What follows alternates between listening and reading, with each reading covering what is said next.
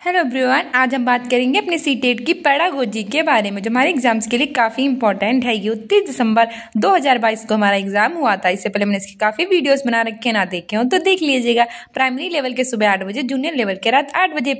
कि समावेशी शिक्षा में किसकी आवश्यकता है? Inclusive education requires days.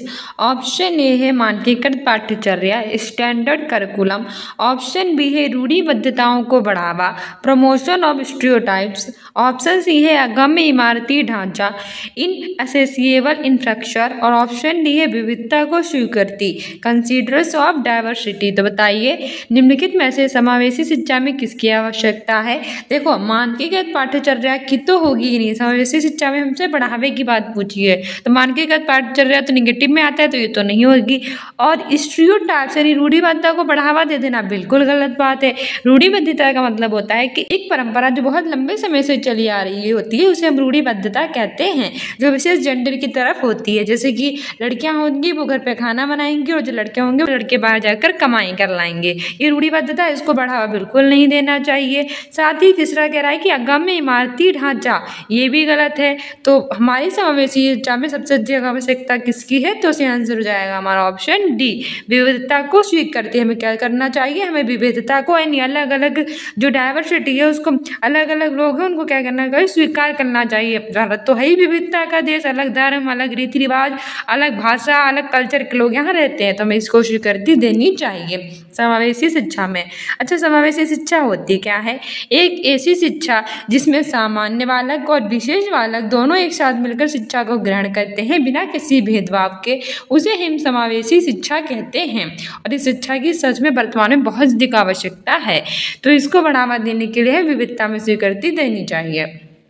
हमारी व्याख्या कह रही है कि समावेशी शिक्षा एक ऐसी शिक्षा प्रणाली होती है जिसमें सामान्य बालक बालिकाएं और मानसिक तथा शारीरिक रूप से अक्षम बालक बालिकाएं एक साथ बैठकर एक ही विद्यालय में शिक्षा को ग्रहण करते हैं। क्या होता है?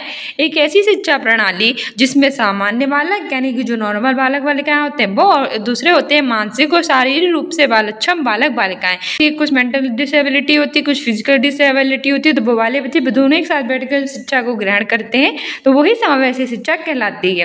समावेशी शिक्षा में विविधता को स्वीकृति की हमें आवश्यकता है, और विविधता को जब हम स्वीकारते हैं और उसका प्रचार, समावेशी की मुख्य विशेषता ये है कि उसमें सभी बच्चों को शामिल कर लिया जाता है। ठीक है, इसमें जो बच्चे होते हैं उन्हें सभी प्रकार के बच्चों को शामिल कर लिया जाता है और बिना किसी भेदभाव के उन्हें शिक्षा दी जाती है। अगला क्वेश्चन हमारा असर्शन वाला है। हमारा विघटन कह रहा है कि सुविधा वंचित समूह से आने वाले विद्यार्थियों की आवश्यकताओं को संबोधित करने के लिए अध्यापक को उनके सामाजिक सांस्कृतिक संदर्भों को जानना चाहिए। ऐसे बच्चों को सुविधा वंचित होते हैं यानी उन्हें उतनी प्रकार की सुविधा नहीं मिल जा पाती जो बच्चों को मिलनी चाहिए, उससे वंचित होते हैं। तो उस समूह से जो विद्यार्थी आते हैं उनकी जो नीड्स होती है उसको संबोधित करने के लिए अध्यापक को अपने सामाजिक सांस्कृतिक संदर्भों को जानना चाहिए। क्या ये सही है? To address the need of students from disadvantage groups, teachers should know about their socio cultural context. और हमारा दूसरा रीजन कह रहा है यार वाला कि पाठ्यचर्या की अभिकल्पना औसत विद्यार्थियों को ध्यान में रखकर करनी चाहिए। Curriculum should be design keeping average student in mind. तो हमें सही विकल्प चुनना है। पहला कह रहा है कि both A and R true, R is the correct explanation of A, यानी कि ए और दोनों सही हैं और आर ए की सही व्याख्या करता है। दूसरा कह रहा है कि both A and R true, R is not the correct explanation of A, यानी ए और दोनों सही तो है लेकिन सही व्याख्या नहीं कर रहा है। तीसरा कह रहा है कि A is true but R is false, A तो सही है लेकिन आर गलत है। और चौथा कह रहा है कि both A and R false, यानी ए और दोनों गलत है। तो इसमें हमारा सही आंसर हो जाएगा option C, A is true. ये वाला तो सही था लेकिन आर इज फॉल्स, लेकिन आज जो है वो गलत है। ठीक है, हमारी व्याख्या भी कह रही है कि क्यों गलत है। सुविधाहीन और वंचित समूह यानी सुविधाहीन जो बच्चों को सुविधा जरूरत है वो सुविधा से अलग रहना, यानी सुविधा उन्हें ना मिल पाना, उनसे हीन होना यानी अलग होना। तो सुविधाहीन और जो वंचित समूह के शिक्षार्थी हैं उनको संबोधित करने के लिए एक जो टीचर है उसको सभी छात्रों के बीच जो अपनेपन की भावना और सहयोग की भावना है उसको क्या करना चाहिए? बढ़ावा देना चाहिए। सुविधा वंचित समूह से आने वाले विद्यार्थियों की आवश्यकताओं को संबोधित करने के लिए जो टीचर है उन्हें उनके सामाजिक सांस्कृतिक संदर्भ संदर्भों को क्या करना चाहिए, भली भांति जानना चाहिए। मतलब हमें पता होना चाहिए कि वो किस संस्कृति से आए हैं, उनकी आवश्यकताएं क्या है, उन्हें कैसे पूरा किया जा सकता है, तब तो कभी जानेंगे ना उनकी आवश्यकताओं को पूरा। जब उनकी सामाजिक सांस्कृतिक संदर्भों को जानेंगे तो उसके बारे में जानना चाहिए, ये तो बुरी तरह से सही है।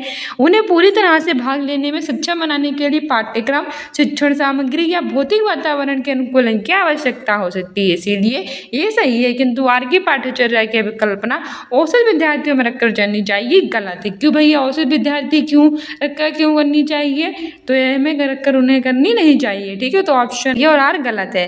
अगला क्वेश्चन कह रहा है कि पठन वैकल्य किस प्रकार की विकलांगता है, dyslexia is a disability. Option A है स्पेसिफिक लर्निंग, अधिगम विशिष्ट।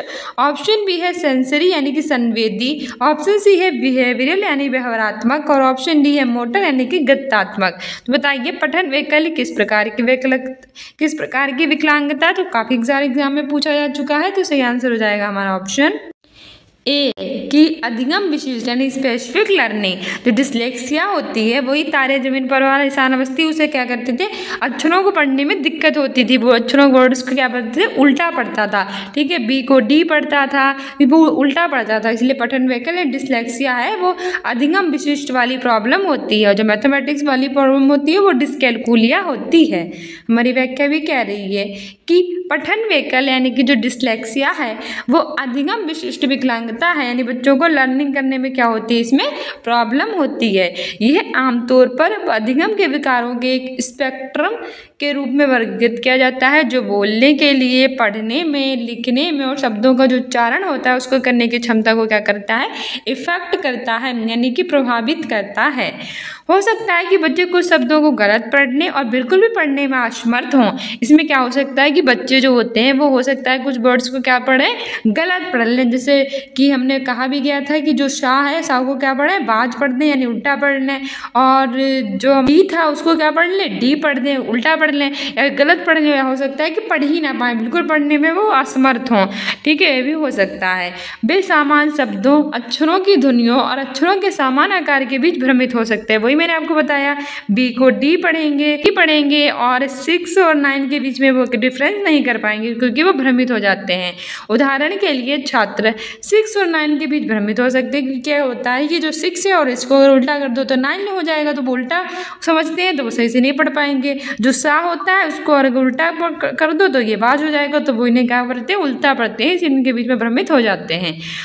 और वे सागोबाज के रूप में पढ़ सकते हैं। डिस्लेक्सिया पढ़ने संबंधी समस्या होती है। सबसे पहले दिमाग में याद रखना कि डिस्लेक्सिया कैसी प्रॉब्लम है, पढ़ने संबंधी यानी अधिगम संबंधी जो हमारी अधिगम संबंधी विकार है, ठीक है। अगला क्वेश्चन कह रहा है कि में से कौन सा स्वावलीनता विकार का विशिष्ट लक्षण है, which of the following is a typical characteristics of autism disorder. Option A बाधित संप्रेषण, इम्पेयर्ड कम्युनिकेशन। ऑप्शन बी है दिनचर्या में परिवर्तन के लिए आग्रह, insistence on change in routine. Option C है उच्च स्तरीय शब्द भंडार, एडवांस वोकैबुलरी।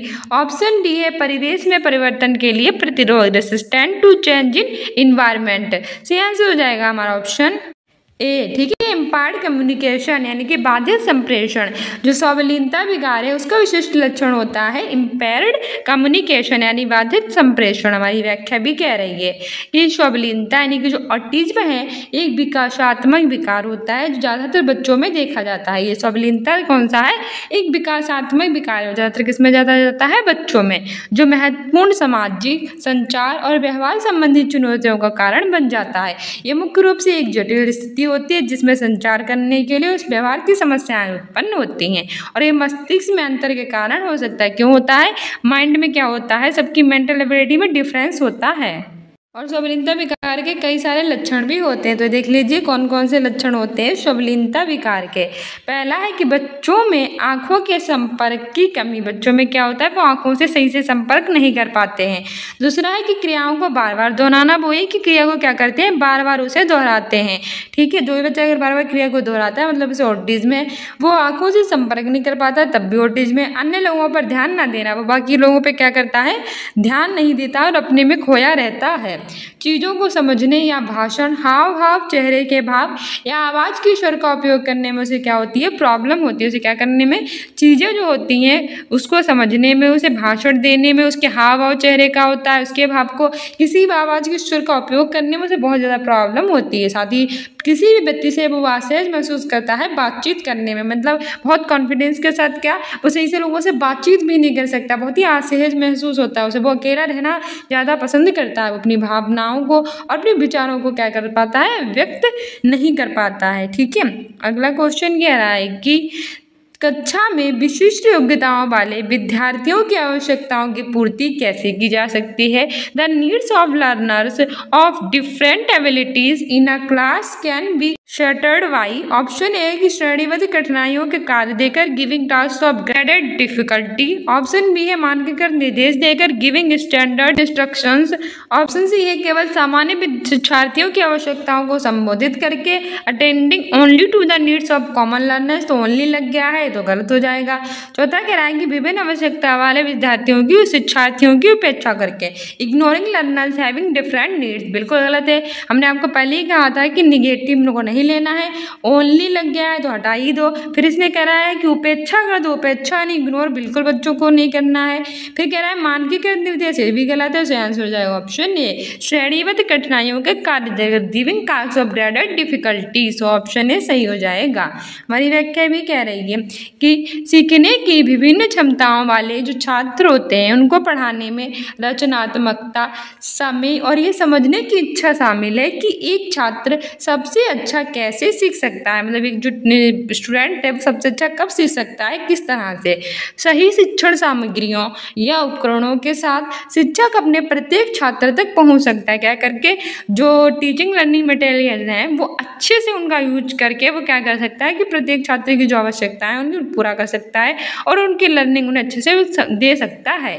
ठीक है, चाहे सीखने की शैली कितनी विभिन्न क्यों ना हो, कक्षा में विभिन्न योग्यताओं और क्षमताओं वाले शिक्षार्थियों की आवश्यकताओं की पूर्ति करने के लिए उन्हें श्रेणीबद्ध कठिनाइयों का कार्य देकर की जा सकती है। मतलब अलग अलग बच्चों की समझने की क्षमता भी अलग अलग होती है, तो किस तरह से कौन कैसे कार्य कर सकता है इसके लिए हम उसके टास्क वगैरह अलग अलग तरह से दे सकते हैं। ठीक है, अगला क्वेश्चन कह रहा है कि अधिगम तब अधिक अर्थपूर्ण होता है जब विषय वस्तु को टेस्ट के रूप में प्रस्तुत किया जाता है, यानी कि learning is more meaningful when content is presented in dash manner, option A है संदर्भ से हटकर, डी कनेक्चुअलाइज्ड, ऑप्शन बी है अप्रासंगिक इररिलेवेंट, ऑप्शन सी है बहुत ही अमूर्त वेरी एब्स्ट्रैक्ट और ऑप्शन डी है संयोजित यानी ऑर्गेनाइज्ड। तो सही आंसर हो जाएगा इसमें हमारा ऑप्शन डी ऑर्गेनाइज यानी कि संयोजित। अधिगम यानी कि लर्निंग है वो तब अर्थपूर्ण होती है, यानी कि तब उसका जो होता है वो मीनिंगफुल होती है, तब उसका अर्थ होता है जब जो विषय वस्तु होती है वो क्या होती है, संयोजित यानी ऑर्गेनाइज के रूप में प्रस्तुत की जाती है। हमारी व्याख्या भी कह रही है कि प्रभावी अधिगम शिक्षण के अधिगम के उन तरीके का वर्णन करता है जो अधिगम को सुखद बनाता है, सुखद मतलब शुभ प्रदान करता है। क्या, प्रभावी अधिगम यानी एक इफेक्टिव लर्निंग तब होती है, शिक्षण के जो तरीके होते हैं वो अधिगम यानी लर्निंग को हैप्पी बनाता है। ठीक है, ये नहीं है कि बोझ वाली बना दो कि बच्चा सीखना ना चाह रहा फिर भी उसे सिखाओ, जबकर अधिगम को सुखद बनाएंगे तो वो अच्छे से उन्हें सीख पाएंगे। इसकी कई विशेषताएं होती हैं, जैसे कि छात्र अवधारणाओं या पाठ को सार्थक तरीके से अधिगम के लिए अधिगम में सक्रिय रूप से शामिल होते हैं। इसमें क्या होते हैं कि जो स्टूडेंट्स होते हैं वो लर्निंग में सक्रिय रूप यानी एक्टिवली उसमें पार्टिसिपेट करते हैं, ना कि पैसिवली। ठीक है, क्योंकि जिसमें भी पैसिवली पार्टिसिपेट करते हैं वो कुछ नहीं कर पाते हैं लाइफ में। अगर एक्टिव रूप से पार्टिसिपेट करेंगे तो बच्चे अच्छे से हैप्पीली उसे सीख पाएंगे। जो भी हम खुश होकर सीखते हैं वो हमारे पास काफ़ी दिनों तक मौजूद वो उसे हम भूलते नहीं हैं। ठीक है, फिर कह रहा है कि विषय वस्तु के साथ सक्रिय रूप से जुड़कर ठोस अनुभव प्राप्त करने में मदद करता है, कि विषय वस्तु को संयोजित करने के रूप में प्रस्तुत करता है। अभी मैंने आपको बताया सक्रिय रूप से इसमें जुड़ जाते हैं और संयोजित रूप में इसे प्रस्तुत किया जाता है।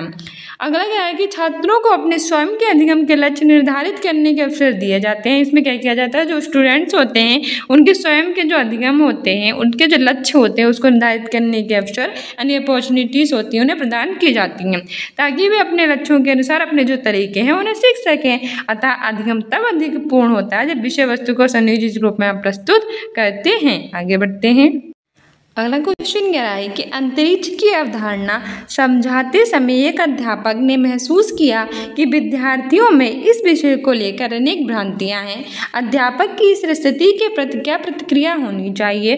While teaching a concept of space, यानी कि एक जो टीचर है वो स्पेस यानी कि अंतरिक्ष की अवधारणा है उसको समझा रहा है। और टीचर रियलाइज डैट, एक जो अध्यापक है वो महसूस करता है कि students have several misconception about this concept, कि जिस अवधारणा को वो समझा रहा है उसके विरुद्ध कई सारी भ्रांतियां, मतलब कई सारी गलत चीज़ें उसके माइंड में पहले से ही भरी पड़ी हैं। तो how should she respond to this situation, तो ऐसी परिस्थिति में वो क्या करेगी, यानी कि ऐसी प्रतिक्रिया उसे इस परिस्थिति में देनी चाहिए। ऑप्शन ए है कि सीधे साधे उन भ्रांतियों को अस्वीकार करना चाहिए, रिजेक्ट दोस मिसकंसेप्ट्स। इसमें हाँ, भ्रांतियों को अस्वीकार तो कर देना चाहिए पर सीधे सीधे नहीं करना चाहिए, उन्हें समझाना चाहिए कि ये भ्रांतियाँ हैं और इनका ये होगा। तो मतलब उन्हें अगर सही रूप में नॉलेज दे दें, कुछ गलत नॉलेज तो उनके दिमाग से हट जाएगी ना। लेकिन हम सीधे कह देंगे कि जो आपने पढ़ा है वो गलत है, मतलब अस्वीकार कर दो, पर सीधे सीधे मतलब उन्हें समझाओ कुछ ना, मतलब उन्हें समझाएं कुछ ना, मतलब उन्हें कुछ भी ना समझा कर ऐसे ही कर दो, तो गलत होगा ना, समझा कर करना चाहिए, तो इसलिए पहला हट जाएगा। दूसरा कह रहा है कि इन भ्रांतियों के प्रति विद्यार्थियों के तर्क जानने चाहिए, explore students reasoning behind those misconception. हाँ, ये कर सकते हैं, बच्चों की क्या तर्क है इसके बारे में, जो भी उन्होंने जो भ्रांतियाँ हैं, जो भी उन्होंने कुछ पहले से ही अपने माइंड में एक कॉन्सेप्शन मिसकंसेप्शन बना के रखा है, तो क्यों बना के रखा है, इसके पीछे कारण क्या है, तो ये सब अगर हम जान लेंगे इसकी भ्रांतियों को हटा पाएंगे। तो ऑप्शन भी सही है। लेकिन आगे भी देख लेते हैं कि विद्यार्थियों को सही जानकारी कंठस्थ करने के लिए निर्देश देने चाहिए, instruct student to note memorise correct information. ये तो गलत हो, ऐसा कुछ नहीं करना चाहिए, निर्देश हम दे नहीं सकते। और कंठस्थ कराने के लिए क्यों कहेंगे, नोट मेमोराइजेशन को बढ़ावा मिलता है, वो हमें देना नहीं चाहिए। और अगला कह रहा है कि नकारात्मक पुनर्वरण का प्रयोग करते हुए इन भ्रांतियों को मिटा देना चाहिए, eliminate those misconception using negative reinforcement. एक तो आप निगेटिव रेनफोर्समेंट का प्रयोग करें और इसे मिटाना चाह रहे हैं, बिल्कुल गलत है। जब तक उसके माइंड में जो भ्रांतियां हैं वो क्यों हैं ये नहीं जानेंगे, तब तक उनके बारे में मतलब जो तर्क है उसे नहीं समझेंगे, तब तक आप कुछ नहीं कर सकते। तो ऑप्शन बी सबसे अच्छा आंसर है। ठीक है, हमारी व्याख्या भी कह रही है कि भ्रांतियों एक विचार प्रक्रिया है। भ्रांतियाँ क्या है, एक विचार प्रक्रिया है जो पूरी जानकारी की कमी या सिर्फ अज्ञानता के कारण गलत दिशा में जानती हैं। भ्रांतियाँ क्या होती है, मतलब एक गलत प्रक्रिया होती है, विचारों की गलत होते हैं जो कि पूरी जानकारी की कमी यानी कि पूरी जानकारी में सही से नहीं होती के और एक गलत दिशा में चले जाते हैं। एक अध्यापिका को निश्चित रूप से भ्रांतियों पर ध्यान देना चाहिए। अगर आप एक टीचर हैं तो आपको क्या करना चाहिए कि जो ये भ्रांतियाँ हैं ये ना हो, इस पर ध्यान देना चाहिए, क्योंकि वे शिक्षण अधिगम की प्रक्रिया में महत्वपूर्ण भूमिका निभाती हैं तथा वे आलोचनात्मक सोच विकसित करने में बहुत सहायक हैं। यानी कि एक जो स्टूडेंट्स है उसमें कई सारी गलत भ्रांतियाँ उत्पन्न होगी, क्यों? क्योंकि आपने उसे सही से नहीं पढ़ाया, किसी के बारे में आपने उसे जानकारी दी और वो जानकारी कैसी निकली, गलत निकली। फिर आपने उसको सही जानकारी नहीं दी और वही जानकारी चलती रही तो वही उसके लिए भ्रांति बन जाएगी और आगे चल के वो उसे ही सही समझने लगेगा। ठीक है, गीता आलोचनात्मक सोच विकसित करने में बहुत सहायक है। इसके बगैर बच्चा अपने विचारों को सामने नहीं रख पाएगा और चीज़ों को क्या कर देगा, ख़त्म कर देगा। उदाहरण के लिए अंतरिक्ष की अवधारणा समझाते हुए अगर टीचर ने महसूस किया है कि विद्यार्थियों में इस विषय को लेकर कई सारी भ्रांतियाँ हैं, तो उस अध्यापक की क्या ज़रूरत पड़ती है कि उस भ्रांतियों को क्यों गलत है, क्यों उसके अंदर भ्रांतियाँ आई हैं, उस तर्क को जाने। ठीक है, अगर वो तर्क को जान लेगा तो उन भ्रांतियों को वो दूर कर पाएगा और उसकी भ्रांतियों को दूर करके सही ज्ञान प्रदान कर पाएगा। अगला क्वेश्चन कह रहा है कि which of the following should be considered while teaching a concept to students. विद्यार्थियों को किसी भी अवधारणा के बारे में समझाते हुए निम्न में से किस बात का ध्यान रखना चाहिए? पहला है कि विद्यार्थियों में सीखने के लिए तत्परता, readiness to learn among student. दूसरा है कि विद्यार्थियों के सामाजिक सांस्कृतिक संदर्भ, social cultural context of students. Option C है विद्यार्थियों द्वारा चयनित अधिगम शैली, preferred learning style of students. इसमें सही आंसर हो जाएगा हमारा option D, A first, second और थर्ड। ठीक है, मेरी व्याख्या कह रही है कि एक अवधारणा एक गुण या किसी स्थिति या विश्लेषण की इकाई की विशेषता है। क्या एक जो अवधारणा है वो किसी एक गुण किसी भी स्थिति के विश्लेषण की इकाई की क्या है विशेषता है, जिसमें किसी की रुचि हो सकती है। वे निश्चित रूप से किसी घटना के किसी पहलू के बारे में एक विचार होता है। विद्यार्थियों को इस अवधारणा के बारे में समझते हुए कई बातों का ध्यान रखना होता है, जैसे कि विद्यार्थियों में सीखने के लिए तत्परता और विद्यार्थियों के सामाजिक सांस्कृतिक संदर्भ। इसके तहत विद्यार्थियों द्वारा चयनित अधिगम शैलियाँ विद्यार्थियों के पूर्व ज्ञान को उसके नए वाले ज्ञान को ऐसे ऐड कर देना और सहज वातावरण उसको उपलब्ध कराना। ठीक है, अगला क्वेश्चन कह रहा है कि Ramesh provide opportunities to children to build new knowledge and understanding through explorations, experiments, and various practical activities while teaching science subject. He wants to promote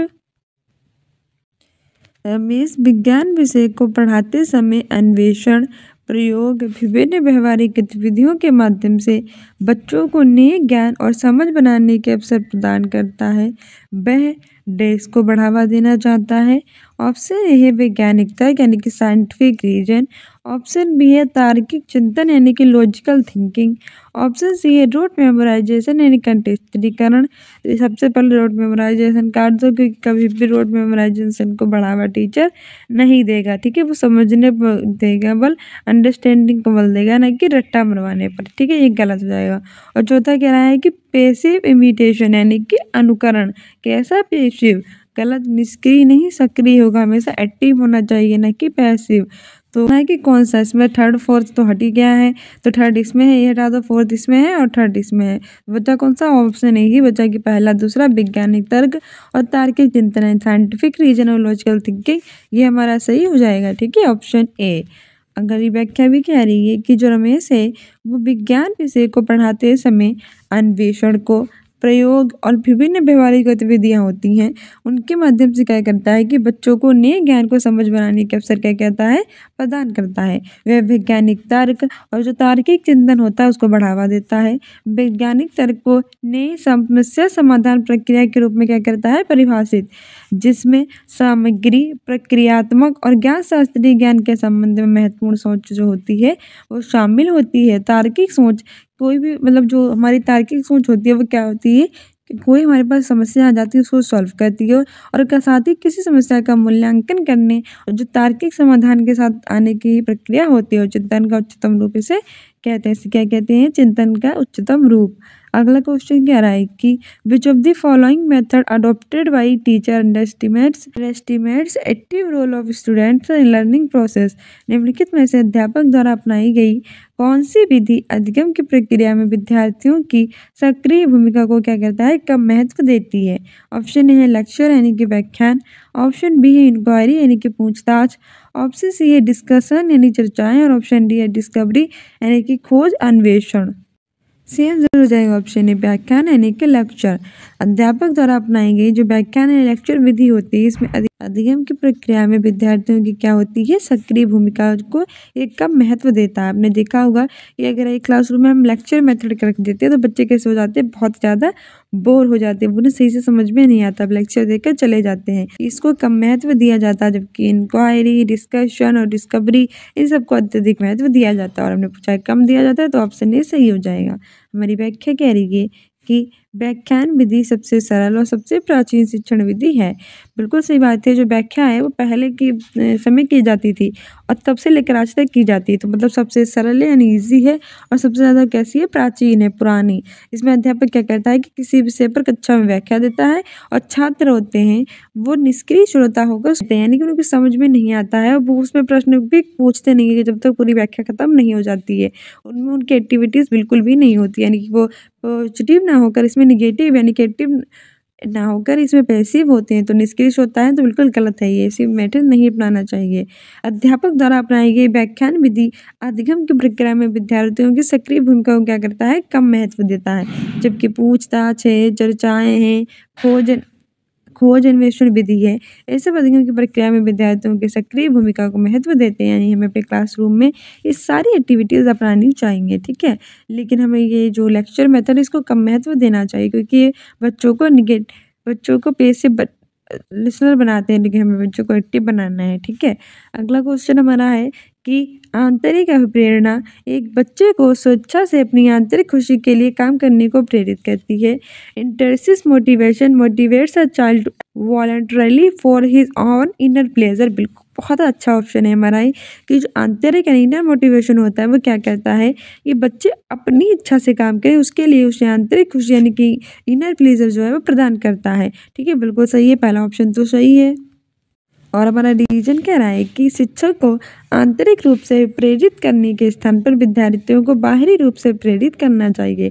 the teacher should promote extrinsic instead of intrinsic motivation among students. बिल्कुल गलत option है। पहले option सही कह रहा था कि बच्चों को कैसे करना चाहिए, इनर मोटिवेट यानी आंतरिक रूप से प्रेरित करना चाहिए, जिससे बच्चे जो हैं वो अपना काम अच्छे से कर सकें। और दूसरा कह रहा है कि हमें आंतरिक रूप से प्रेरित ना करके बाहरी रूप से प्रेरित करना चाहिए, तो ये तो गलत हो जाएगा ना, क्योंकि हमेशा इनर मोटिवेशन बच्चों को देना चाहिए, जिससे बच्चे जो हैं खुद काम करने के लिए प्रेरित हों और अपनी इच्छा से काम करें, जबकि बाहरी प्रेरणा बहुत ज़्यादा दिनों तक नहीं टिकती है, ठीक है। दबाव में आकर सीख तो लेता है पर उसे अच्छे से सीख नहीं पाता, इसीलिए बाहरी प्रेरणा को बढ़ावा न देकर आंतरिक प्रेरणा को बढ़ावा देना चाहिए। सही विकल्प चुनने को लिए कह रहा है, तो हमारा ये सही था लेकिन आर गलत था। इसमें कह रहा है कि और दोनों सही है तो ये गलत हो जाएगा। दूसरा कह रहा है कि दोनों सही है, ये भी गलत हो जाएगा। तीसरा कह रहा है कि ये सही है लेकिन आर गलत है। बिल्कुल सही बात है, हमारा ऑप्शन ये तो हम मांग रहे थे आपसे, इसको तो हम ढूंढ रहे थे, क्योंकि A is true but R is false. ये सही था लेकिन आर जो था वो गलत था, ठीक है। अगला क्वेश्चन हमारी व्याख्या कह रही है कि आंतरिक प्रेरणा उस प्रेरणा को संदर्भित करती है जो किसी बाहरी या बाहर पुरस्कार जैसे कि धन या श्रेणी के अलावा किसी व्यक्ति के अंदर से आती है। मतलब इनर मोटिवेशन व मोटिवेशन होती है जो कि हमें कैसे प्रदान की जाती है, अंदर से प्रदान की जाती है, ना कि बाहर से प्रदान की जाती है। यानी कि बाहर हम आपको फर्स्ट सेकंड थर्ड डिवीज़न देंगे, आपको पैसे वगैरह देंगे, ये पुरस्कार वगैरह जो देंगे ये सब बाहरी प्रेरणा है, जबकि अंदर प्रेरणा अगर व्यक्ति को प्राप्त होती है तो वो खुश होकर सीखता है, ठीक है। अब प्रेरणा यानी कि जो मोटिवेशन हम उस खुशी को कहते हैं जो कि व्यक्ति को कार्य करने से ही प्राप्त होती है, किसी कार्य को पूरा करने यहाँ तक कि कार्य करने में संतुष्टि की भावना से आती है। अच्छा, ये मोटिवेशन होता क्या है, बच्चा जो होता है अपनी खुशी से जब काम करता है या फिर कोई काम जब वो कर लेता है तो उसे खुशी प्रदान होती है और उसने उस काम को पूरा कर लिया है या फिर उस काम को स्टार्ट कर दिया तो इस बात की उसे खुशी होती है, तो इनर मोटिव तो वो होती है मोटिवेशन। दोनों रूप से प्रेरित करना चाहिए, ये सही है लेकिन आर गलत है। प्रतिस्पर्धा प्रशंसा तथा पुरस्कार बाहरी प्रेरणा है, जबकि आकांक्षा का स्तर आंतरिक प्रेरणा का उदाहरण है, ठीक है। जो प्रतिस्पर्धा है, प्रशंसा है, पुरस्कार है, ये सब कैसी है, बाहरी मोटिवेशन है, जबकि आकांक्षा का स्तर कैसा होता है, मोटिवेशन होता है। अगला क्वेश्चन कह रहा है साली समस्या समाधान में किसके बहिष्करण की आवश्यकता है। Effective problem solving requires elimination of dash. Option A है कार्यात्मक स्थिरता, फंक्शनल फिटनेस। ऑप्शन बी है अपसारी चिंतन, डाइवर्जेंट थिंकिंग। ऑप्शन सी है केंद्रित ध्यान, फोकस्ड अटेंशन। और ऑप्शन डी है सादृश्यमूलक चिंतन यानी एनालॉजिकल थिंकिंग। सही आंसर हो जाएगा इसमें हमारा ऑप्शन ए, ठीक है। कार्यात्मक स्थिरता यानी कि फंक्शनल फिटनेस। प्रभावशाली समस्या समाधान में जो कार्यात्मक स्थिरता है उसके बहिष्करण की आवश्यकता है। हमारी व्याख्या भी कह रही है कि कार्यात्मक स्थिरता एक विशेषता होती है जो कि किसी एक व्यक्ति की निश्चित मानसिकता की होती है और यह किसी विशेष वस्तु की विभिन्न जो कार्यात्मकताओं की कल्पना करने में वे क्या होते हैं, असमर्थ होते हैं। समस्या समाधानकर्ता के लिए हम एक वांछनीय नहीं है, अतः प्रभावशाली समस्या समाधान में कार्यात्मकता स्थिरता के बहिष्करण की आवश्यकता होती है और ये संकीर्ण मानसिकता से संबंधित है। किससे संबंधित है, संकीर्ण मानसिकता से। अगला क्वेश्चन कह रहा है कि एक विद्यार्थी अपनी असफलता का कारण अपनी योग्यता की कमी को मानता है। वह योग्यता को स्थायी मानता है और मानता है कि योग्यता प्रयासों द्वारा प्रभावित नहीं होती है। ये विचार दशा किस स्थिति को जन्म दे सकती है? A student considers the reason of his failure as lack of ability and considers ability as fixed and non-impacted by efforts. He is likely to experience dash. Option A है अधिगम असहायता, लर्नेड हेल्पलेसनेस। ऑप्शन बी है मस्तिष्क सुगठितता, brain plasticity. Option C है उच्च स्तरीय स्वअस्मिता, high self esteem. और option D है संबद्धता का अभाव, सेंस ऑफ बिलोंगिंग। सही आंसर इसमें हमारा हो जाएगा ऑप्शन ए अधिगम असहायता, लर्नेड हेल्पलेसनेस। ठीक है, हमारी व्याख्या भी कह रही है कि जो विद्यार्थी होता है वो अपनी असफलता का कारण अपनी योग्यता की कमी जो होती है उसको मानता है। वे योग्यता को कैसा मानता है? स्थायी। और मानता है कि योग्यता कैसे होती है? प्रयासों के द्वारा बिल्कुल भी प्रभावित नहीं होती है। ये विचार दशा अधिगम की असहायता की स्थिति होती है उसको जन्म देता है, जबकि अधिगम असहायता प्रतिकूल उद्दीपनों से बचने के लिए को उचित क्रिया न सीखने की सीखी हुई क्या होती है? प्रतिक्रिया तब होती है जब ये शिक्षार्थी मान लेता है कि शैक्षणिक गतिविधियों के परिणाम कैसे होते हैं? अनियंत्रित होते हैं। और अधिगम असहायता की परिघटना पर सर्वप्रथम प्रयोग सेलिगमैन और मायर ने किया था। यानी जो अधिगम असहायता होती है उसकी परिघटना पर सबसे पहले प्रयोग किसने किया था? सेलिगमैन और मायर ने किया था।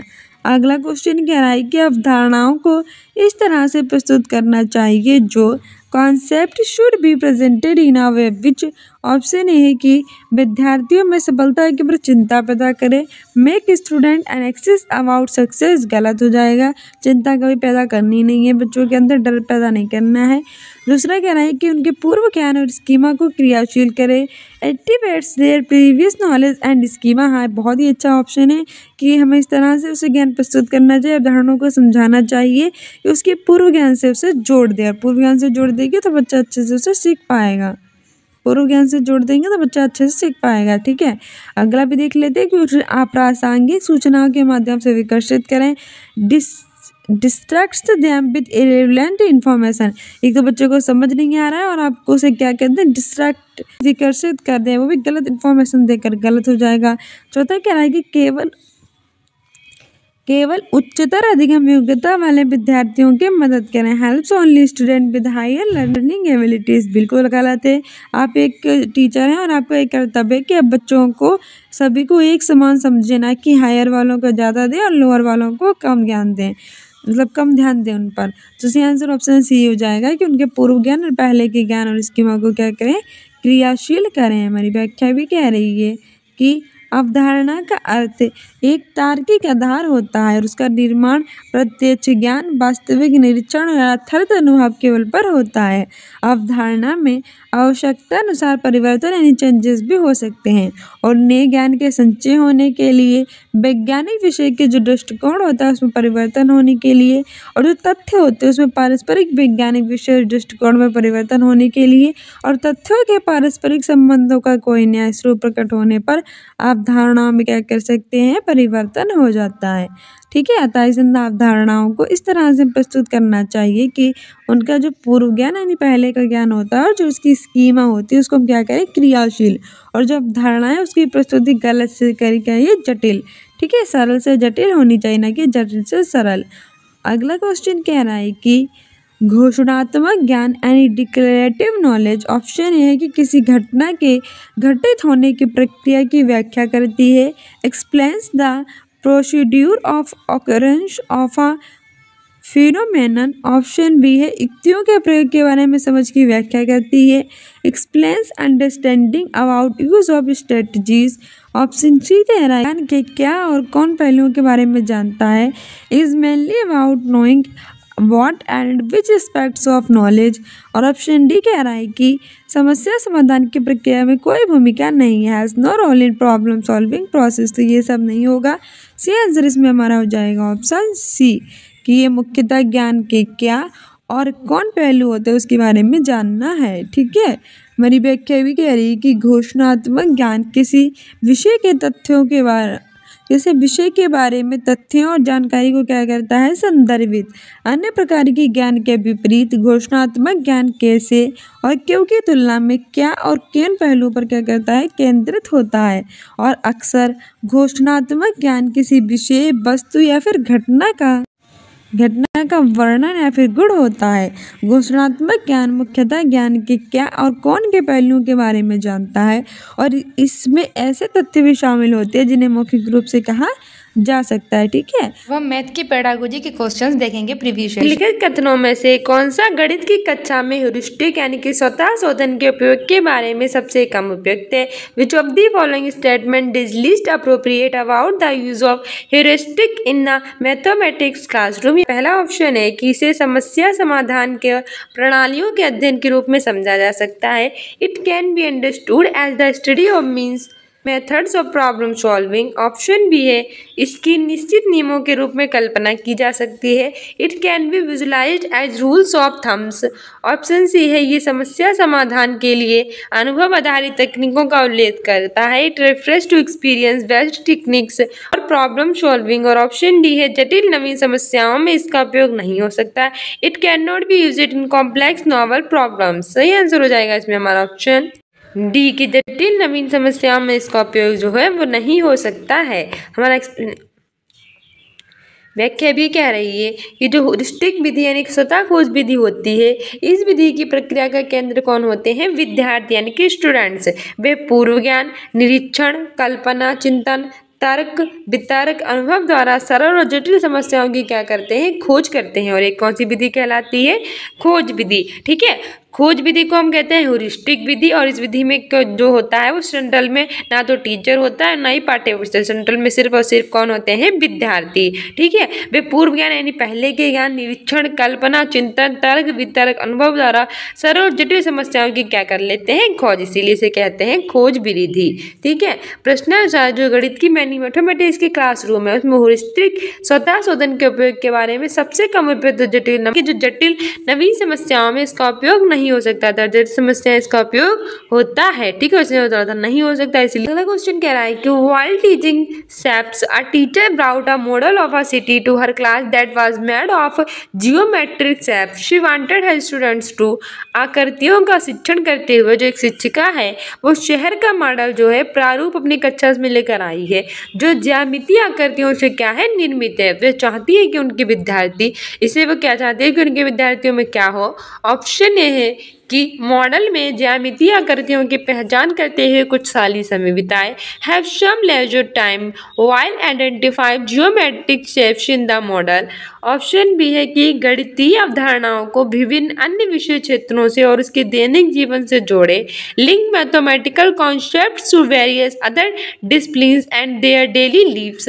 ऑप्शन सी कह रहा है कि ऐसे और प्रारूप मॉडल निर्मित करें जो कि गणित की प्रदर्शनी में प्रदर्शित किए जा सके।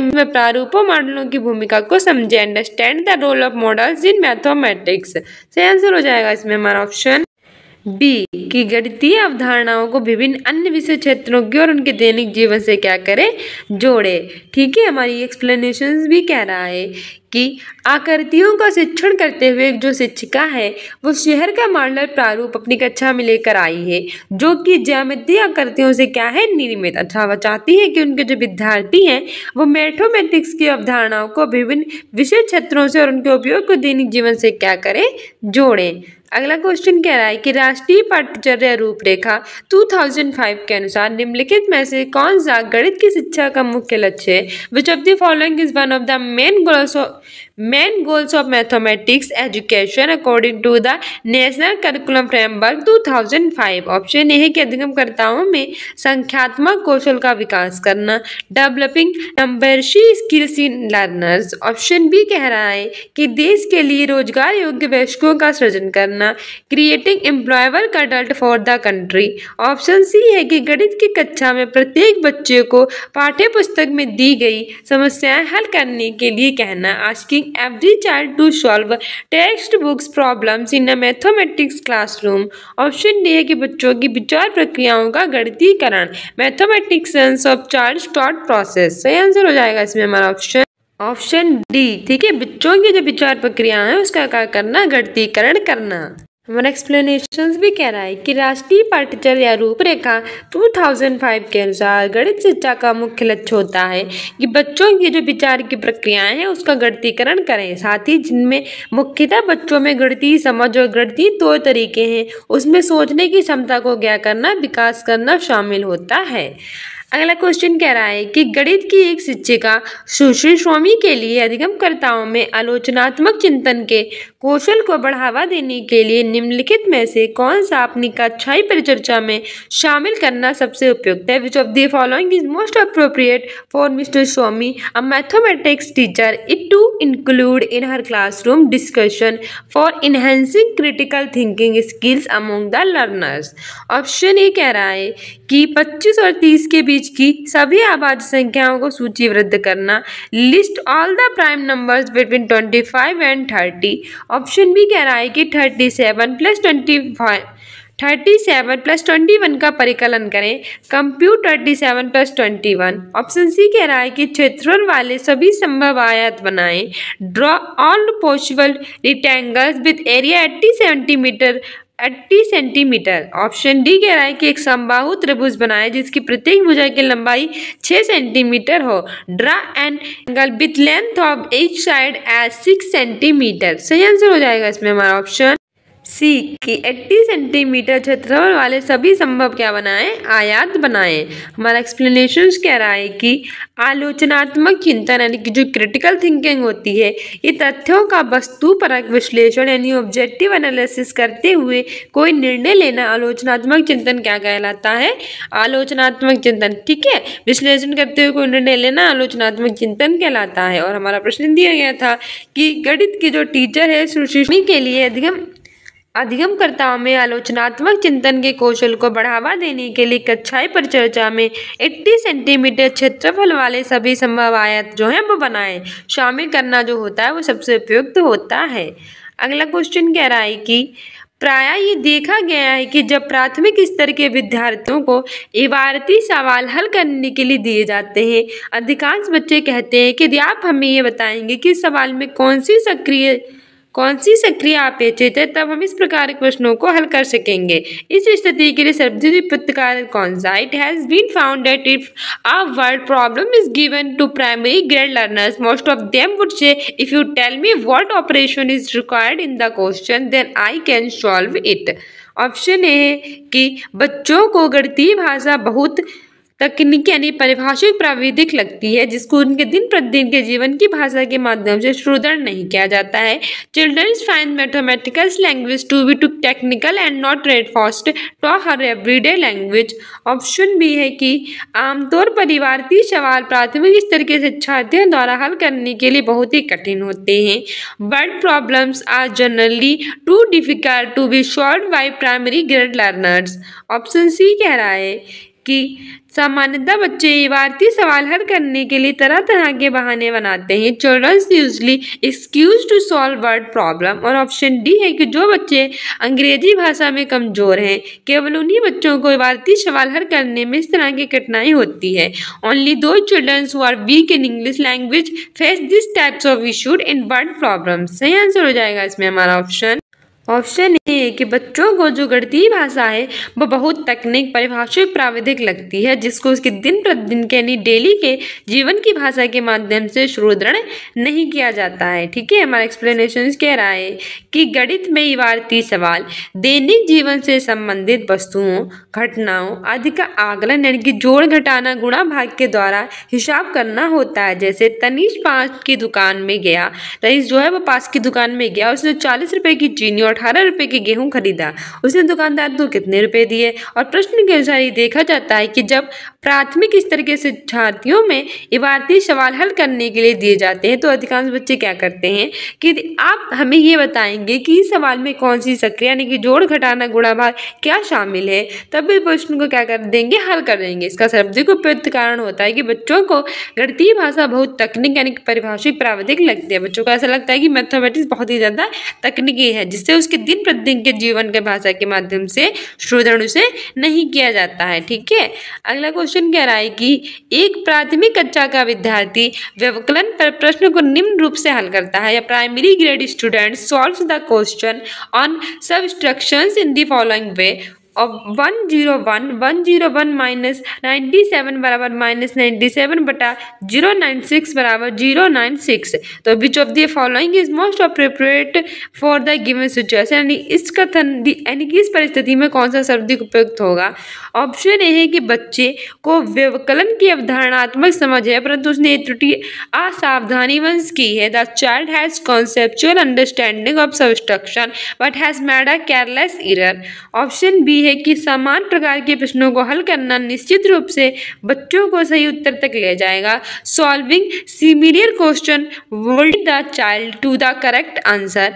ऑप्शन सी कह रहा है कि शिक्षक को समस्या हल करने के लिए श्याम पट्ट पर सही कलन विधि लिखनी चाहिए और बच्चों को उसकी नकल करनी चाहिए। The teacher should write the correct on block board to solve the problem and the child should copy it. Option D है कि बच्चे ने बड़े अंक में से छोटे अंक को घटाने का नियम गलत तरीके से प्रयोग किया है। The child has incorrectly used the rule of subtracting the smallest digit from the bigger. सही आंसर हो जाएगा इसमें हमारा ऑप्शन डी के जो बच्चे हैं उन्होंने बड़े अंक में से जो छोटे अंक है उसको घटाने के नियम गलत तरीके से इस्तेमाल यानी कि प्रयोग किया है। ठीक है, हमारे एक्सप्लेनेशंस कह रही है कि व्यवकलन का अर्थ होता है घटाना या फिर घटाव। प्रश्न के अनुसार 101 माइनस 97 बराबर 096। इस प्रश्न को हल करने का सर्वाधिक उपयुक्त त्रुटि का कारण बच्चे ने बड़े अंक में से क्या कर दिया है कि छोटे अंक को घटाने का नियम गलत तरीके से इस्तेमाल यानी कि प्रयोग किया है। अगला क्वेश्चन कह रहा है कि child in a primary mathematics class says that I have 3 pencils, I have 5 coloured pens, I have 1 sister. The child is referring to, यानी कि एक बच्चा गणित की प्राथमिक कक्षा में कहता है कि मेरे पास 3 पेंसिलें हैं, 5 रंगीन पेन है और मेरी एक बहन है। यानी कि बच्चा किस संबंध में बात कर रहा है। ऑप्शन ए है संख्यात्मक संख्या, ऑप्शन सी है क्रमसूचक संख्या, ऑप्शन डी है अंकित संख्या। सही आंसर हो जाएगा इसमें हमारा बी गणन संख्या। ठीक है, ये जो बच्चा कह रहा है कि मेरे पास 5 रंगीन पेन, 3 पेंसिलें और बहन है, तो ये क्या कर रहा है, ये गणन संख्या की बात कर रहा है। ठीक है, हमारे एक्सप्लेनेशंस कह रहा है कि गणन संख्या अच्छा होती क्या है।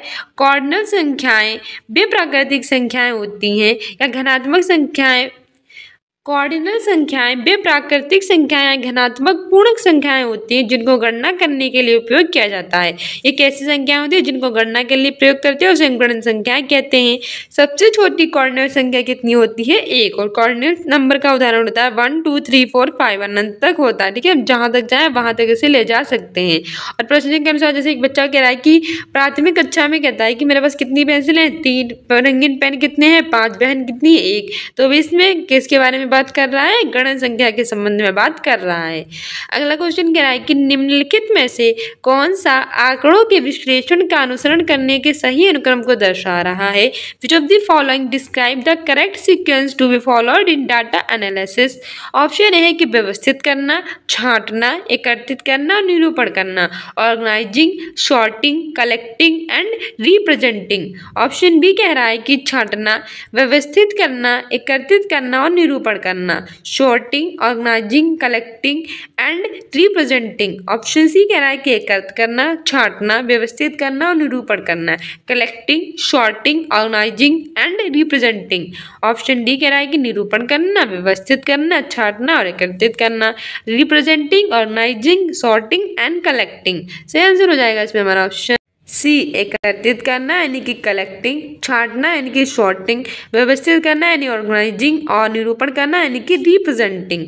ठीक है, हमारा एक्सप्लेनेशन भी कह रहा है कि विश्लेषण का अर्थ है कि किसी वस्तु, किसी समस्या का अवलोकन करने के लिए उसे छोटे छोटे टुकड़ों में विभाजित कर उस वस्तु तथा समस्या की जानकारी प्राप्त करना। विश्लेषण करने का क्या मतलब होता है कि कोई भी वस्तु है उसी समस्या का क्या करना, अवलोकन करने के लिए उसे छोटे छोटे टुकड़ों में विभाजित कर देना और उस वस्तु तथा समस्या की क्या प्राप्त कर लेना, जानकारी। आंकड़ों का विश्लेषण का अनुसरण करने के लिए पहले हम आंकड़ों को क्या करते हैं, एकत्र करते हैं, फिर उसको हम छांट लेते हैं, फिर उसे व्यवस्थित करते करते हैं, फिर उसको क्या करते हैं, निरूपण करते हैं। सबसे पहले करना होता है आंकड़ों को एकत्र, फिर उसे छांटना होता है कि कौन सा सही है कौन सा गलत, हटा देते हैं, कुछ तो अपने पास कर लेते हैं, फिर उन्हें एक क्रम से व्यवस्थित रूप से लगाते हैं, फिर उनका निरूपण करते हैं। अगला क्वेश्चन कह रहा है कि निम्नलिखित में से प्राथमिक कक्षाओं के लिए एक अच्छी गणित पाठ्य पुस्तक की सर्वाधिक महत्वपूर्ण विशेषताएं कौन सी हैं?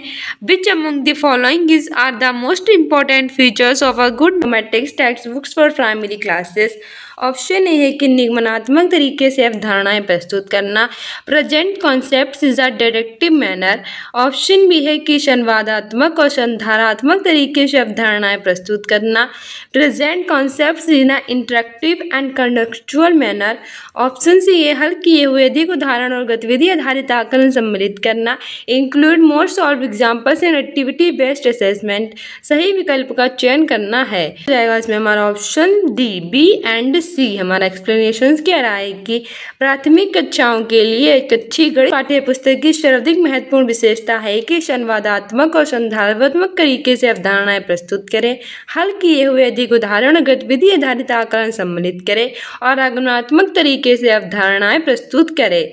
अगला क्वेश्चन कह रहा है कि राष्ट्रीय शिक्षा नीति NEP 2020 के अनुसार निम्नलिखित में से कौन सी सीखने अधिगम के लिए एक अत्यावश्यक और अनिवार्य पूर्व इच्छा है?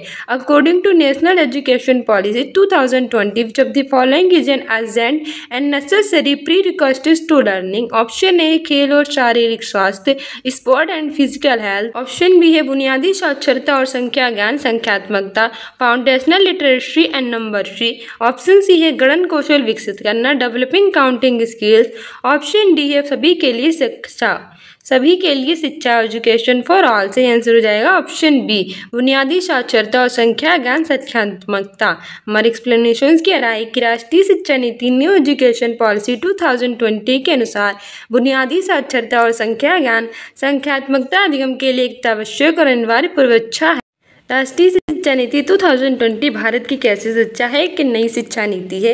ये 1986 में जारी की हुई नई शिक्षा नीति के बाद भारत की शिक्षा नीति में एक नया परिवर्तन है। अब स्कूली शिक्षा 10+2 ना होकर 5+3+3+4 पैटर्न पर होगी। ठीक है, कौन सा? 5+3+3+4। बुनियादी साक्षरता और संख्या ज्ञान कक्षा 3 के अंत तक बच्चों के बीच अर्थ के साथ पढ़ने और बुनियादी गणित की समस्याओं को हल करने की क्षमता को संदर्भित करती है। राष्ट्रीय शिक्षा नीति 2020-25 तक सभी बच्चों के बीच बुनियादी साक्षरता और अंक ज्ञान हासिल करने को सर्वोच्च प्राथमिकता देती है।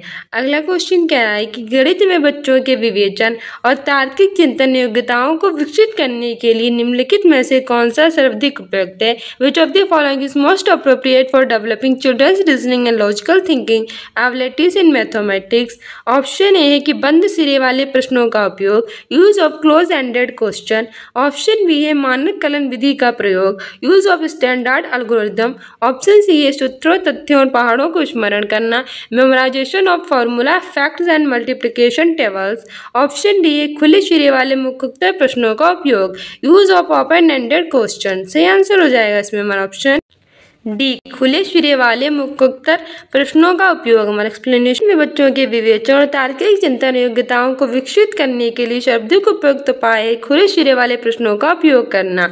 खुले सिरे वाले प्रश्न ऐसे प्रश्न होते हैं जिनका एक प्रश्न का जवाब अलग अलग तरीकों से हम दे सकते हैं। ठीक है, इससे बच्चों में तार्किक चिंतन का विकास होता है।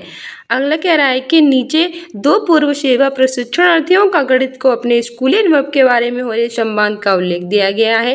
पहला है कि अपने विद्यालय जीवन में मैं गणित को बहुत अच्छी थी, पर मुझे विषय पढ़ने में बहुत कुछ डर सा लग रहा है क्योंकि मुझे लगता है कि मैंने जो कुछ भी सीखा वो मैं भूल गई हूँ। दूसरा है कि मैंने तो अपनी परीक्षा कुछ नियमों, तथ्यों और प्रक्रियाओं को याद करके पास की है। तो इस संवाद के बारे में कौन सा उपयुक्त है? ऑप्शन ए है कि दोनों ही बचपन में गणित के प्रति लापरवाह थे। ऑप्शन बी है दोनों को गणित के प्रति अपने भय को दूर किया जा सकता है।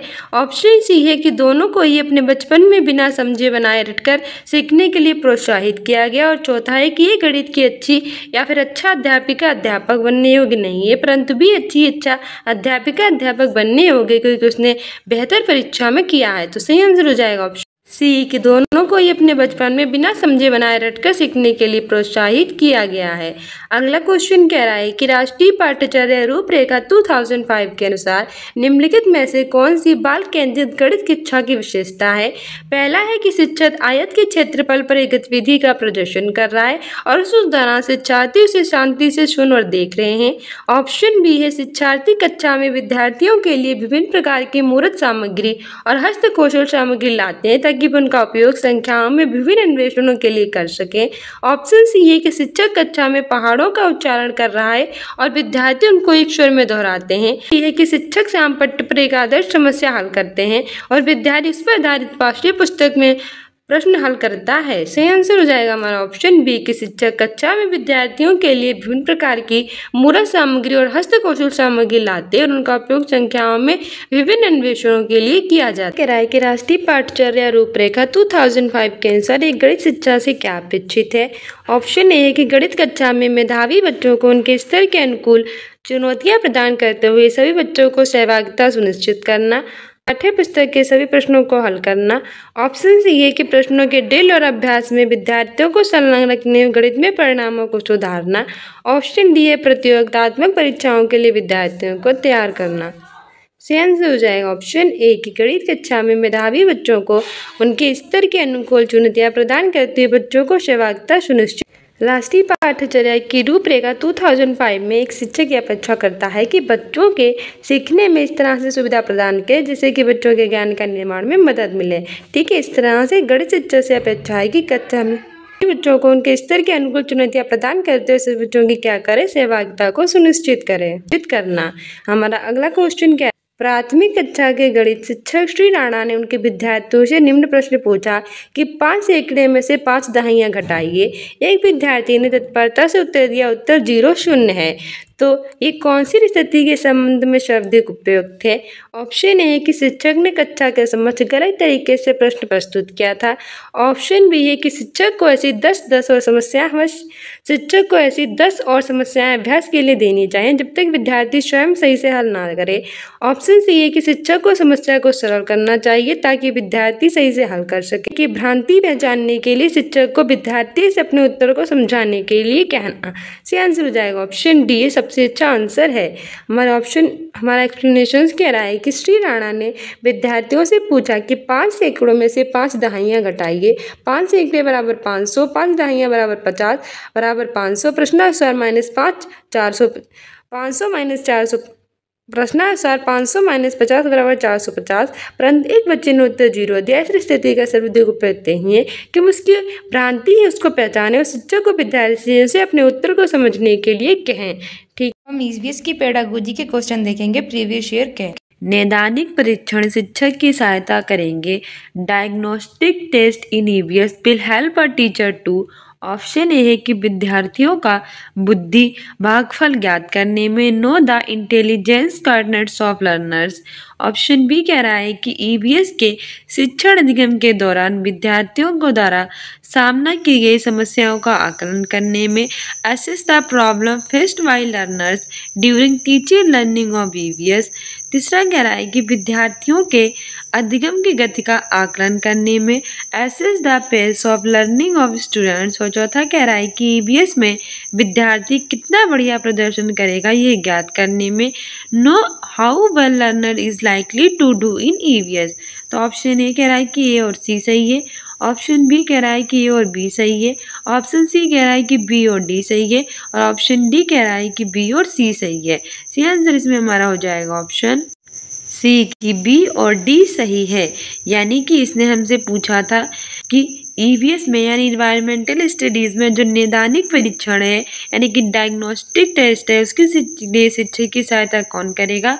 तो उसने हमारा ऑप्शन शिक्षण अधिगम के दौरान विद्यार्थियों को द्वारा सामना की गई समस्याओं का आकलन करने में और चौथा था कि ईवीएस में विद्यार्थी कितना बढ़िया प्रदर्शन करेंगे ज्ञात करने में। ठीक है, हमारी व्याख्या कह रही है कि ईवीएस में नैदानिक परीक्षण होता है वो शिक्षक की ईवीएस शिक्षण निगम के दौरान जो विद्यार्थियों द्वारा सामना की गई प्रॉब्लम्स यानी समस्याएं होती हैं उसका आकलन करने में और विद्यार्थी कितना बढ़िया प्रदर्शन करेगा या ज्ञात करने में क्या करता है, हेल्प करता है। पर्यावरण संरक्षण एवं भूसार के अभियान को व्यापक तौर पर चलाने के लिए पूरे समाज की जिम्मेदारी है, किंतु शिक्षक समाज का क्या होता है, एक महत्वपूर्ण सदस्य होता है, वो माना जाता है। शिक्षक विभिन्न नैदानिक परीक्षण कार्यक्रमों का आयोजन कर सकता है, जैसे कि पाठ्य सहगामी क्रियाओं के द्वारा, पर्यावरण चेतना को विकसित करके, पर्यटन द्वारा शिक्षा, पर्यावरण संबंधी रिपोर्ट। अगला क्वेश्चन कह रहा है कि प्राथमिक स्तर पर निर्माणात्मक आकलन सम्मिलित करता है। Formative assessment in EVS eight primary stage includes. Option A है कि शिक्षकों को उनके शिक्षण के प्रभाव के संदर्भ में प्रतिपुष्टि देने में, giving feedback to teacher regarding effectiveness of their teaching. दूसरा कह रहा है कि शिक्षण में कमियों को पहचानने में, identifications of deficiency in teaching. तीसरा कह रहा है कि मासिक रिपोर्ट कार्ड बनाने में, preparation of monthly report cards. और चौथा कह रहा है कि विद्यार्थियों के अधिगम अंतराल को ज्ञात करने में, identification of learning gaps of students. तो हमें सही कथन को चुनना है। Which of the above statements are correct. पहला कह रहा है कि ए और बी सी सही है, दूसरा कह रहा है कि ए बी और डी सही है, तीसरा कह रहा है कि बी सी और डी सही है, चौथा कह रहा है कि ए सी और डी सही है। तो आंसर हो जाएगा इसमें हमारा ऑप्शन बी कि ए बी और डी इसमें से हमारा सही है। ठीक है, जैसे कि ए बी और डी कौन कौन सा है कि शिक्षणों को उनके शिक्षण के प्रभाव के संदर्भ में प्रस्तुति देने में, शिक्षण में कमियों को पहचानने में और विद्यार्थियों के अधिगम अंतराल को ज्ञात करने में हेल्प करता है। हमारी व्याख्या भी कह रही है कि प्राथमिक स्तर पर निर्माणात्मक आकलन शिक्षकों को उनके शिक्षण के प्रभावों के संदर्भ में प्रतिपुष्टि देने में, शिक्षण में कमियां क्या क्या होती हैं, क्या क्या कमियां हमारी टीचिंग में आती हैं उनको पहचानने में, विद्यार्थियों के जो अधिगम अंतराल होता है यानी सीखने के बीच में जो उनका समय लगता है उसको ज्ञात करने में सम्मिलित करता है। निर्माणात्मक आकलन छात्रों के आगे बढ़ते जाने और सीखने में प्रगति करने के लिए क्या बनाता है, मार्ग। इन निम्नलिखित बिंदुओं की पहचान कर सकता है, जैसे कि छात्र क्या कर सकता है और क्या नहीं, छात्र को क्या क्या कठिनाई होती है, छात्र का अपने लक्ष्य के प्राप्ति के लिए और सत्ता समकक्षी समीक्षा सहित प्राप्ति की निगरानी के लिए।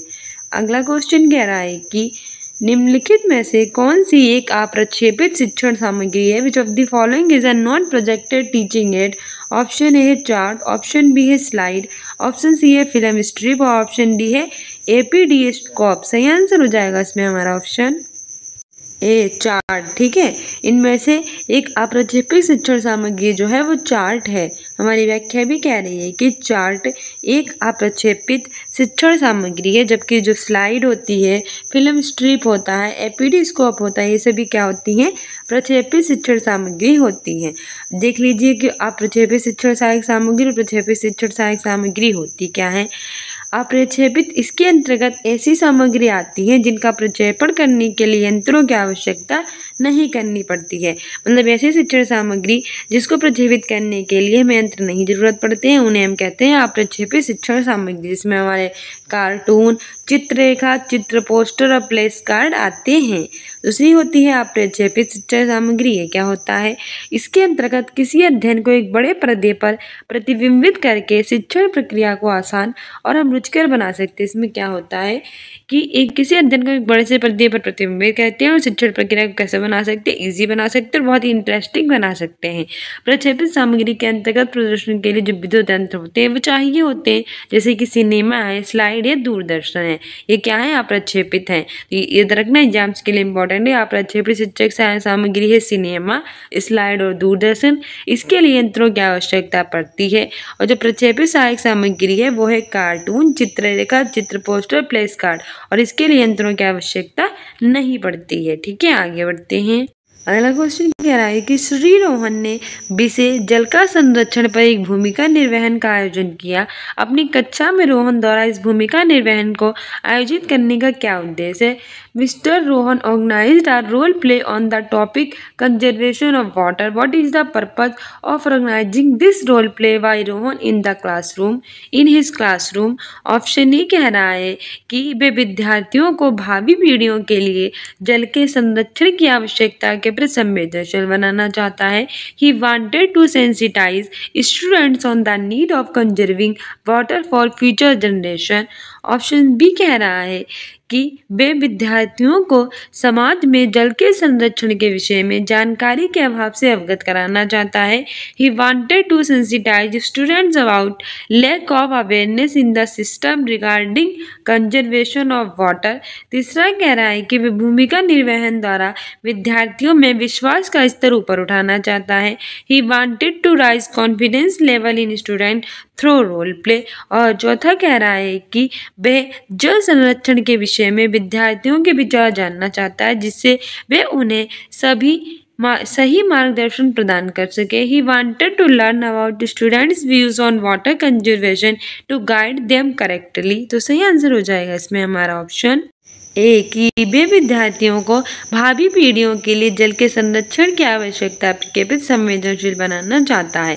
ठीक है, रोहन है उसके पास एक सब्जेक्ट दिया गया है कि जल का संरक्षण, उस पर भूमिका निर्वहन का आयोजन किया गया है। तो कक्षा में रोहन द्वारा इस भूमिका निर्वहन आयोजित करने का मुख्य उद्देश्य यही होता है कि वो जल के बारे में समझ सके, जान सके और आने वाली पीढ़ियों के लिए जल की आवश्यकता के प्रति उन्हें बना सके संवेदनशील। ठीक है, ऑप्शन ए सही हो जाएगा। हमारी व्याख्या भी कह रही है कि श्री रोहन ने जल संरक्षण विषय पर एक भूमिका निर्वहन करने का आयोजन किया है और अपनी कक्षा में रोहन द्वारा इस भूमिका को आयोजित करने का मुख्य उद्देश्य यही होता है कि वे विद्यार्थी यानी स्टूडेंट्स में क्या करें कि भावी पीढ़ियों के लिए जल के संरक्षण की क्या आवश्यकता है और उसके प्रति उसको कितना लोग क्या आवश्यकता है उसको महसूस कर सके और उनके प्रति उन्हें संवेदनशील बनाया जा सके। एक क्षेत्र के अंतर्गत जल उपयोग की मांगों को पूरा करने के लिए उपलब्ध जल संसाधनों की कमी को ही जल संकट कहते हैं। होता क्या है जल संकट कि जब किसी को वाटर की ज़रूरत होती है उसे उतना पानी नहीं मिलता तो वो जल संकट कहलाता है। ये नोट करने के लिए कहा गया था कि 2018 में नीति आयोग ने अभिनव भारत #75 के लिए कार्यनीति जारी की थी, जिसके तहत निश्चित किया गया था कि 2022-23 तक भारत की जल संसाधन प्रबंधन रणनीति में जल जीवन, कृषि, आर्थिक विकास और पारिस्थितिक और पर्यावरण के लिए पानी की पर्याप्त उपलब्धता सुनिश्चित करनी है। जल सुविधा की सुरक्षा होनी चाहिए। ठीक है, अगला क्वेश्चन कह रहा है कि ईबीएस की पाठ्यचर्या की रूपरेखा बनाई गई है। The curriculum of EBS is framed with option A अधिगम के संरचनात्मक परिप्रेक्ष्य में कंस्ट्रक्टिविस्ट पर्सपेक्टिव्स ऑफ लर्निंग। दूसरा कह रहा है कि अधिगम के समाकलित परिप्रेक्ष्य में इंटीग्रेटिव पर्सपेक्टिव्स ऑफ लर्निंग। तीसरा कह रहा है कि अधिगम के अनुचिंतनीय परिप्रेक्ष्य में रिफ्लेक्टिव पर्सपेक्टिव्स ऑफ लर्निंग। और चौथा कह रहा है कि अधिगम के सामाजिक रचनावाद के परिप्रेक्ष्य में socio constructivist perspectives of learning. C answer हो जाएगा इसमें हमारा ऑप्शन डी। ठीक है, अधिगम के सामाजिक रचनावाद के परिप्रेक्ष्य में ईवीएस की पाठ्यचर्या रूपरेखा बनाई जाती है। अधिगम के सामाजिक रचनावाद के परिप्रेक्ष्य में व्याख्या कह रही है कि ईवीएस के पाठ्यचर्या की रूपरेखा अधिगम के सामाजिक रचनावाद के परिप्रेक्ष्य में बनाई गई है। ईवीएस एक विषय है जो कि किस पे आधारित होता है? थीम्स पे। जो हमारा इन्वायरमेंटल स्टडी सब्जेक्ट है वो किस पे आधारित होता है? थीम्स पे।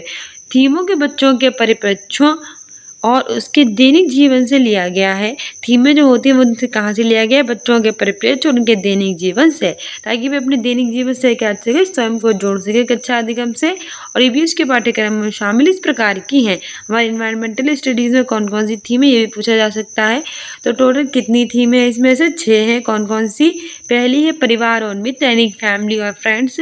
दूसरे है भोजन यानी कि फूड। तीसरी है पानी यानी कि वाटर। चौथी है आवास यानी कि हमारा होम हाउस। और पांचवी है यात्रा यानी कि ट्रैवल। और छठी है ये चीज़ें जो हम बनाते हैं, थिंग्स बी मेड। तो ये हमारी मोस्ट इंपॉर्टेंट है कि ईवीएस में कितनी थीमें रखी गई हैं? तो 6 थीमें रखी गई हैं। कौन कौन सी? एक है परिवार और मित्र, दूसरी है भोजन, तीसरी है पानी, चौथी है आवास, पांचवी यात्रा, छठी है चीज़ें हम जो बनाते हैं, family and friends, water, family and friends, food, water, house, travel and things be made. ठीक है, अगला क्वेश्चन कह रहा है कि कक्षा में ईवीएस विषयों का संपादन करते समय शिक्षक को निम्नलिखित में से किससे बचना चाहिए? विच of the following should be avoided by the teacher while translating the EVS theme in the class? Option A है कि विद्यार्थियों को प्रश्न पूछने के लिए हतोत्साहित करने से, discouraging students to ask students. Option B है भूमिका निभाने से, कंडक्टिंग रोल प्ले। तीसरा है कठपुतलियों के उपयोग से, यूज ऑफ पपेट्स। और चौथा है समूह कार्य से यानी कि ग्रुप वर्क। अब देख लो, इसने निगेटिव में पूछा है कि पॉजिटिव में से हमसे पूछा है कि इन्वायरमेंटल स्टडीज के विषय होते हैं, संपादन करते हैं कि हमें शिक्षक को किससे बचना चाहिए। ठीक है, बचने के लिए पूछ रहा है। तो देखो, भूमिका निभाने से तो बिल्कुल नहीं बचना चाहिए, भूमिका तो हमें निभानी चाहिए। जितनी अच्छी भूमिका निभा सकेंगे, रोल प्ले करेंगे, उतना अच्छा बच्चे समझ पाएंगे। तो पहले वाला तो करना ही चाहिए। फिर हमारा कह रहा है समूह में कार्य करने में, समूह में कार्य करना भी अच्छा, अगर हम समूह में कार्य करेंगे तो बच्चे से अच्छे से समझ पाएंगे। कठपुतलियों का उपयोग, ये भी सही होता है, कठपुतलियों के उपयोग से बच्चे समझ सकते हैं। लेकिन हतोत्साहित ये कभी बच्चों को करना ही नहीं चाहिए। बच्चों को हमेशा क्या किया जाता है? प्रोत्साहित, यानी कि आगे बढ़ाया जाता है, ना कि पीछे ढकेला जाता है। तो विद्यार्थियों को प्रश्न पूछने के लिए हतोत्साहित नहीं करना चाहिए, बल्कि प्रोत्साहित करना चाहिए। और पूछा भी हमसे यही था कि बचना चाहिए, तो बचना हमें पहले वाले से ही चाहिए, बाकी सारे वर्क हमें करने चाहिए। ठीक है, हमारी व्याख्या भी कह रही है कि क्लासरूम में ईवीएस विषयों का संपादन करते समय जो शिक्षक होते हैं, टीचर होते हैं, वो अपने स्टूडेंट से प्रश्न पूछते हैं। तो वो अपने स्टूडेंट जो है प्रश्न पूछने के लिए हतोत्साहित नहीं करना चाहिए, बल्कि उन्हें प्रोत्साहित करना चाहिए। ठीक है, जबकि ईवीएस विषयों का संपादन करते समय भूमिका निभाएं, कठपुतलियों का उपयोग करें और समूह में कार्य करें, इसके लिए प्रोत्साहित करना चाहिए, जिससे विद्यार्थी क्या कर सके? आनंदपूर्ण और रुचिपूर्ण ढंग से शिक्षण अधिगम को कर सके। और पर्यावरण अध्ययन के लिए कुछ महत्वपूर्ण कार्य होते हैं, जैसे कि पाठ्यचर्या का निर्माण, पाठ्यचर्या का पालन और पाठ्यचर्या का क्या करना? क्रियान्वयन। कौन कौन से? पाठ्यचर्या का निर्माण, पाठ्यचर्या का पालन और पाठ्यचर्या का क्रियान्वयन। अगला क्वेश्चन कह रहा है कि विद्यार्थियों के लिए ईवीएस पाठ्यक्रम में विषयों और उप विषयों का चयन किया गया है। Themes and sub themes in the EVS syllabus have been selected for students. Option A है कि विज्ञान, सामाजिक विज्ञान और पर्यावरण शिक्षा में मुद्दों का एक सामान्य अंतर्पृष्ठ प्रदान करने के लिए, to provide a common interface of issues in the science, social science and environmental education. दूसरा कह रहा है कि दिलचस्प तरीके से ईवीएस सीखने के लिए, for learning EVS is an interesting manner. तीसरा कह रहा है कि गतिविधियों को सरल से जटिल की ओर संचालित करने के लिए, to conduct activities from simple to complex. और चौथा कह रहा है कि तत्काल पर्यावरण की बेहतर समझ विकसित करने के लिए, to develop a better understanding of the immediate environment. सही आंसर हो जाएगा इसमें हमारा ऑप्शन डी। ठीक है, तत्काल पर्यावरण की बेहतर समझ है उसको विकसित करने के लिए हमारी व्याख्या कह रही है कि विद्यार्थियों के लिए ईवीएस पाठ्यक्रम में विषयों और उप विषयों का चयन जो होता है वो तत्काल पर्यावरण की बेहतर समझ है उसके विकसित करने के लिए हम करते हैं।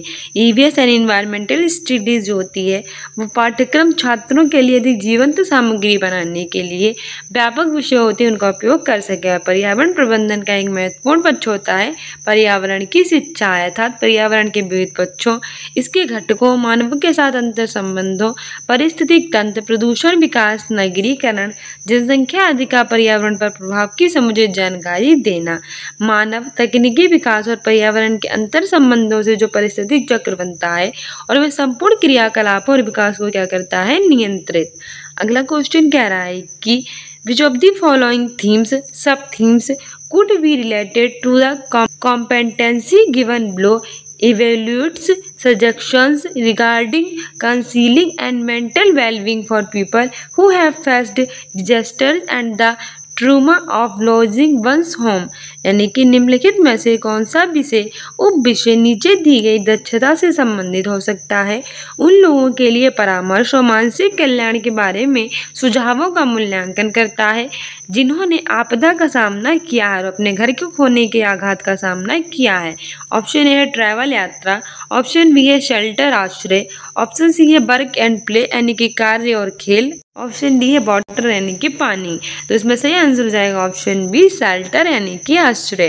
हमारी व्याख्या भी कह रही है कि आश्रय विषय होता है, उपविषय उन लोगों के लिए परामर्श और मानसिक कल्याण के बारे में सुझावों का मूल्यांकन करता है जिन्होंने क्या किया होता है, आपदा को फेस किया होता है और अपने घर को खोने के लिए आघात का भी सामना किया होता है। पर्यावरण अध्ययन की पाठ्यचर्या के अनुसार प्राथमिक स्तर पर बच्चों से क्या करते हैं, हम ये अपेक्षा करते हैं कि वे परिवार, पेड़ पौधे, जीव जंतु, भोजन, जल, यात्रा और आवास जैसे दिन प्रतिदिन के जीवन से जुड़े जो विभिन्न विषय हैं, थीम है, उनके वास्तविक अनुभवों के द्वारा अपने आसपास विस्तृत परिवेश के प्रति जागरूक हो सके और आसपास की परिवेश से अंतःक्रिया करके विभिन्न प्रक्रियाओं कौशलों को विकसित कर पाने में सक्षम हो। मतलब ये होता है कि जल है, भोजन है, आश्रय है, आवास है, ये सब हमारे जीवन से जुड़ा हुआ और बच्चों से ये आशा की जाती है कि जुड़े हुए जीवन से जो भी चीज़ें जुड़ी है उनसे वो अनुभवों को प्राप्त कर सकें। ठीक है, इससे उन्हें अच्छे से समझ में भी आ जाएगा। अगला क्वेश्चन कह रहा है कि ईवीएस में पानी की बर्बादी और इसके संरक्षण के शिक्षण के लिए सबसे उपयुक्त रणनीति हो सकती है। The most appropriate strategy for teaching wastage of water and it's conservation in EVS can be. Option A है डिस्कशन यानी कि चर्चा, ऑप्शन बी है सर्वे एंड डिस्कशन सर्वेक्षण और चर्चा, ऑप्शन सी है इंटरव्यू साक्षात्कार और ऑप्शन डी है एक्सपेरिमेंट यानी कि प्रयोग। सही आंसर हो जाएगा option B survey and discussion सर्वेक्षण और चर्चा। ईवीएस में जब पानी की बर्बादी और उसके संरक्षण के शिक्षण के लिए रणनीति अपनाई जा रही होगी तो सबसे अच्छी रणनीति यही होगी कि हम सर्वेक्षण यानी सर्वे कराएं और डिस्कस करें यानी कि चर्चा करें। ठीक है, हमारी व्याख्या कह रही है कि ईवीएस एंड एनवायरमेंटल स्टडीज़ में पानी की बर्बादी यानी वाटर जो हो रहा है उसको वेस्ट हो रहा है और उसको कैसे हम कंजर्व करेंगे, उसका संरक्षण कैसे करेंगे, इस पर चर्चा हो रही है। तो सबसे अच्छी रणनीति होती है सर्वेक्षण करना और चर्चा करना। कुछ महत्वपूर्ण उपाय इस प्रकार हम अपना सकते हैं कि एकार्तिक वर्षा का जल उपयोग बागवानी या धुलाई के उद्देश्य के लिए सुनिश्चित करें। यानी कि पानी बरसता है तो हम क्या कर सकते हैं, कई सारी जगहों पर पानी इकट्ठा कर सकते हैं, कई सारे बर्तनों में पानी इकट्ठा कर सकते हैं। फिर उसका हम क्या प्रयोग कर सकते हैं, बागवानी में, और किसके लिए, धुलाई के लिए, किसी भी कपड़े को धोने के लिए, किसी भी चीज़ को धोने के लिए हम उसका प्रयोग कर सकते हैं। इससे पानी क्या होगा, वेस्ट नहीं होगा। ठीक है, उपयोग में न होने पर नल को बंद रखें, बिल्कुल सही बात है। तो कहते नहीं है कि नल को जब ज़रूरत हो कभी यूज़ करना चाहिए। जैसे टंकी लगा दी है, ऐसा नहीं है कि टंकी से पानी 24 घंटे बहता रहेगा, ऐसे तो पानी में संकट उत्पन्न हो जाएगा ना, जल संकट। हमें क्या करना चाहिए कि जब ज़रूरत हो टंकी से पानी ले लिया और फिर टंकी को बंद कर दिया, ऐसा करना चाहिए, जो कि बहुत ही कम देखने को मिलता है। अगर कहीं टंकी ख़राब हो गई है, कहीं टंकी में से पानी निकल रहा है तो कोई नहीं जाता है बंद करने पर। हमें एक सच्चा नागरिक होने के नाते ऐसा करना चाहिए और पानी को सुरक्षित रखना चाहिए। ठीक है, बर्बाद होने से बचाना चाहिए। साथ ही जल वितरण पाइपों में रिसाव की जांच की जानी चाहिए। वर्षा जल संचयन जल संरक्षण के लिए उपयोग की जाने वाली सबसे अच्छी विधियों में से एक होती है। सर्वोत्तम मेरी मतलब सबसे अच्छी विधियों में से एक विधि होती है वर्षा का जल संचरण करना। ठीक है, वर्षा के जल को बर्बाद करने के बजाय संरक्षित करने के हम विभिन्न तरीकों का इस्तेमाल कर सकते हैं। कपड़े धोने के लिए, बर्तन धोने की आवश्यकता से में अधिक पानी ना बहाएं। यानी कि जब हम कपड़े धो रहे हो तो ऐसा नहीं कि अपने पानी की टंकी चला दी और कपड़े धोते रहे, बिल्कुल ऐसा नहीं करना चाहिए। जब जरूरत हो तभी चलाना चाहिए, वैसे बंद कर देना चाहिए और अच्छे से कपड़े धोने चाहिए। नहीं है कि कपड़े पानी में डाले, पानी कपड़े में डाले, बस पानी की बर्बादी कर दी। साथ ही बर्तन धोते समय भी हमें पानी का बहाना नहीं चाहिए, जितना ज़रूरत है उतना ही पानी इस्तेमाल करना चाहिए। अगला क्वेश्चन कह रहा है कि विद्यार्थियों की पर्यावरण की समग्र समझ विकसित करने के लिए निम्नलिखित में से कौन सा अनुभव अत्यंत महत्वपूर्ण है। Which of the following experience is extremely important for the learners to develop a holistic understanding of the environment? Option A है प्रासंगिक अनुभव, कॉन्टेक्चुअल एक्सपीरियंस, ऑप्शन बी है अमूर्त अनुभव, एब्स्ट्रैक्ट एक्सपीरियंस, ऑप्शन सी है वैश्विक से स्थानीय अनुभव, ग्लोबल टू लोकल एक्सपीरियंस, और ऑप्शन डी है समावेशी अनुभव, इंक्लूसिव एक्सपीरियंस। से आंसर हो जाएगा ऑप्शन है प्रासंगिक अनुभव। विद्यार्थियों की पर्यावरण की समग्र समझ विकसित करने के लिए हम प्रासंगिक अनुभव अत्यंत महत्वपूर्ण है। हमारी व्याख्या भी कह रही है कि विद्यार्थियों की पर्यावरण की समग्र समझ विकसित करने के लिए प्रासंगिक अनुभव बहुत ज़्यादा जरूरी होता है। और प्रासंगिक अनुभव का अर्थ क्या होता है कि कोई सूचना, क्रिया और किसी मामले या मुद्दे से कितना संबंध है। उदाहरण के लिए मुकदमे में बहस के दौरान साक्ष्य के लिए प्रासंगिकता को बहुत अधिक महत्व देते हैं। जो चीज़ें मुद्दे से हटकर या संबंध लगती हैं उनके बारे में कहा दिया जाता है कि प्रासंगिक नहीं है। आपने देखा होगा कि कोर्ट रूम में अगर बहस चलती है तो बातें करते हैं, मतलब एक दूसरे पर रखते हैं अपने विचार, तो जब प्रासंगिक होते हैं उनको महत्व दिया जाता है, जो प्रासंगिक नहीं होते मतलब उससे हटकर होते हैं, मुद्दे संबंधित ही नहीं होते हैं। यानी मुद्दा तो है चोरी का और आप ये कह रही हैं कि आपने खून किया, तो एक कोई मुद्दा है, बताइए। ये तो प्रासंगिक बिल्कुल गलत है, प्रासंगिक ही नहीं है। जब मुद्दा चोरी का उस पर आरोप लगा तो चोरी का बताओ ना कि कैसे, मतलब चोरी उसने की, क्या हुआ, तो खून करने वाला आरोपी नहीं है, तो ये प्रासंगिक नहीं होता है। शिक्षकों ने पर्यावरण शिक्षा के लिए महत्वपूर्ण शिक्षक पद्धतियों पर जोर दिया तथा प्रकृति का प्रत्यक्ष अनुभव, पर्यावरणीय समस्याओं के बारे में चर्चा, पर्यावरण गतिविधियों में छात्रों की सक्रिय भागीदारी और रोल मॉडल के रूप में शिक्षकों का क्या होता है, विशेष महत्व होता है। अगला क्वेश्चन कह रहा है कि एक ईवीएस शिक्षक समूह कार्य के दौरान सहयोग के आकलन के लिए एक सहकारी आकलन रूब्रिक तैयार करता है। निम्नलिखित में से कौन सा आयाम सहयोग का हिस्सा नहीं होना चाहिए? An EVS teacher prepares a peer assessment rubric for the assessment of collaboration during group work. Which of the following dimensions should not be part of collaboration? तो ऑप्शन ए भागीदार, ऑप्शन बी है नेतृत्व लीडरशिप, ऑप्शन सी है corporation सहयोग, option D है हटबंदी dissociation. तो कौन सा नहीं होना चाहिए? आपको पता है कि भागीदारी होनी चाहिए, सभी का पार्टिसिपेशन होना चाहिए, नेतृत्व भी होना चाहिए और सहयोग भी होना चाहिए, लेकिन हटबंदी या ये सब नहीं होना चाहिए, बकवास है। ऑप्शन डी सही हो जाएगा, क्योंकि नहीं पूछा है तो ऑप्शन डी सही हो जाएगा। हमारी व्याख्या कह रही है कि एक ईवीएस शिक्षण समूह कार्य के दौरान सहयोग के आकलन के लिए एक सहकर्मी आकलन रूब्रिक होता है, वो तैयार करता है। इनमें से हटबंदी आयाम सहयोग का हिस्सा नहीं होते हैं, जबकि भागीदारी, नेतृत्व और सहयोग समूह कार्य के लिए सहकारी आकलन रूब्रिक को तैयार करते हैं। रूब्रिक मापदंडों का एक समूह होता है जिसका प्रयोग छात्रों के प्रदर्शन का मूल्यांकन करने के लिए किया जाता है। रूब्रिक क्या होता है? रूब्रिक जो होता है वो मापदंडों का क्या होता है? एक समूह होता है। उसका प्रयोग हम कहाँ करते हैं? छात्रों का जो मूल्यांकन होता है, प्रदर्शन का जो मूल्यांकन उसका करने, छात्रों के प्रदर्शन का जो मूल्यांकन होता है उसको करने के लिए हम इसका प्रयोग करते हैं। ठीक है। एक रूब्रिक के अंतर्गत एक निर्धारित मापन पैमाने और प्रत्येक स्तर के प्रदर्शन के लिए विशेषताओं के विस्तृत वर्णन को सम्मिलित किया जाता है। भूमि सुधार की श्रेणी में हटबंदी एक अधिनियम था।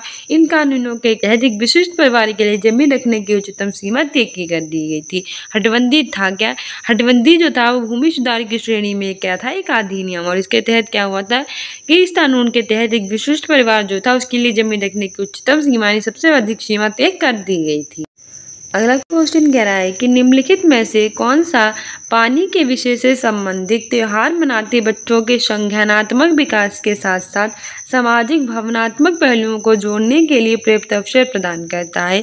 विच of the following provides ample opportunities to address the socio emotional aspects along with the cognitive development while celebrating festival related to the theme of water?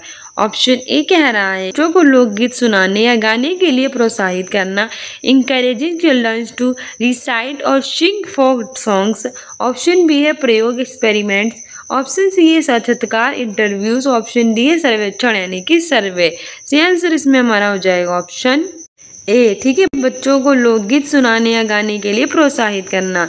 ठीक है, आगे हमारी व्याख्या कह रही है कि बच्चों को लोकगीत सुनाने या गाने के लिए प्रोत्साहित करना, पानी विषय से संबंधित त्यौहार मनाते समय बच्चों के संज्ञानात्मक विकास होए, उसके साथ साथ उसके भावनात्मक पहलुओं को जोड़ने के लिए पर्याप्त अवसर प्रदान करता है। हिंदू धर्म ग्रंथों में पानी से संबंधित एक त्यौहार है जिसका नाम है निर्जला एकादशी। अच्छा, निर्जला एकादशी आप लोगों ने काफ़ी मम्मी या दादी या चाची आपकी भाभी ये सब रखती होंगे व्रत। तो निर्जला एकादशी होता क्या है? इसमें जल को बिल्कुल भी नहीं पिया जाता है। ठीक है, पूरा दिन होता है व्रत रखा जाता है और पानी को बिल्कुल नहीं पिया जाता है। बिना पानी के जो व्रत रखा जाता है उसे ही निर्जला एकादशी कहते हैं। महाभारत की माने तो सर्वप्रथम इस व्रत को किसने किया था? भीम ने। ये व्रत जल के महत्व को दर्शाता है, मतलब एक दिन के लिए जल को छोड़ना पड़ता है। जल संरक्षण से संबंधित प्रसिद्ध उदाहरण है कि धरती पर जल संकट व्याप्त है, शायद मानव की बुद्धि समाप्त है, पानी की बूंद बूंद भी बच जाए तो बचा हुआ पानी भी पर्याप्त है। यानी कि जितना चाहो उतना पानी आपको बचाना चाहिए। पानी जहाँ भी बर्बाद होते देखें, चाहे कहीं पर भी हो, आपसे संबंधित हो या ना हो, आपका धर्म बनता है कि आप उस पानी को होने से बचाएं। ठीक है, अगला क्वेश्चन कह रहा है कि ईवीएस में किसी समस्या चिंता से संबंधित विषय सीमा को तोड़ने में निम्नलिखित में से कौन सा प्रभावी होगा? Which of the following will be effective in breaking subject boundaries related to a problem और a concern in EVS? Option A है समूह चर्चा, ग्रुप डिस्कशन।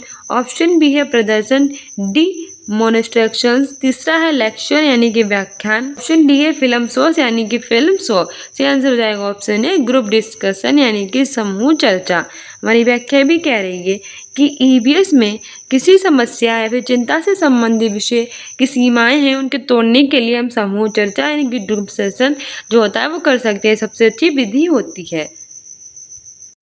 ईवीएस में समूह अधिगम एक साथ कार्य करके सीखने को क्या बनाता है? सार्थक बनाने के लिए एक महत्वपूर्ण उपकरण में वर्क करता है। एक समूह में कई छात्र सहयोगी रूप से काम करते हैं और सक्रिय अधिगम में भी शामिल होते हैं। क्या होता है कि सभी लोग एक साथ काम करते हैं और सक्रिय अधिगम इससे होता है। ठीक है, समूह अधिगम के कई उद्देश्य होते हैं कि कई शिक्षार्थी एक से अधिक समय, प्रयास, संसाधन उपलब्ध करा सकते हैं। मतलब एक साथ क्या हो सकते हैं, कई सारे स्टूडेंट्स होते हैं, वो समय, प्रयास, संसाधन उपलब्ध करा सकते हैं। सहभागिता से छात्रों की गतिविधियों के प्रति प्रतिबद्धता बढ़ती है। सहभागिता मतलब एक दूसरे का साथ देते हैं। ठीक है, समूह में विचार विमर्श के माध्यम से अधिक विचार उत्पन्न किए जा सकते हैं। सभी अपने लोग विचार विमर्श करते हैं, अपने विचार रखते हैं, उसके सारे विचार उत्पन्न हो जाते हैं, एक दूसरे को समझ सकते हैं, उनके विचारों को भी समझ सकते हैं। त्रुटियों को आसानी से पहचानना और ठीक किया जा सकता है। सभी के अंदर कितनी सारी त्रुटियां यानी गलतियां होती हैं, उनको भी पहचाना जा सकता है और उसको भी दूर किया जा सकता है।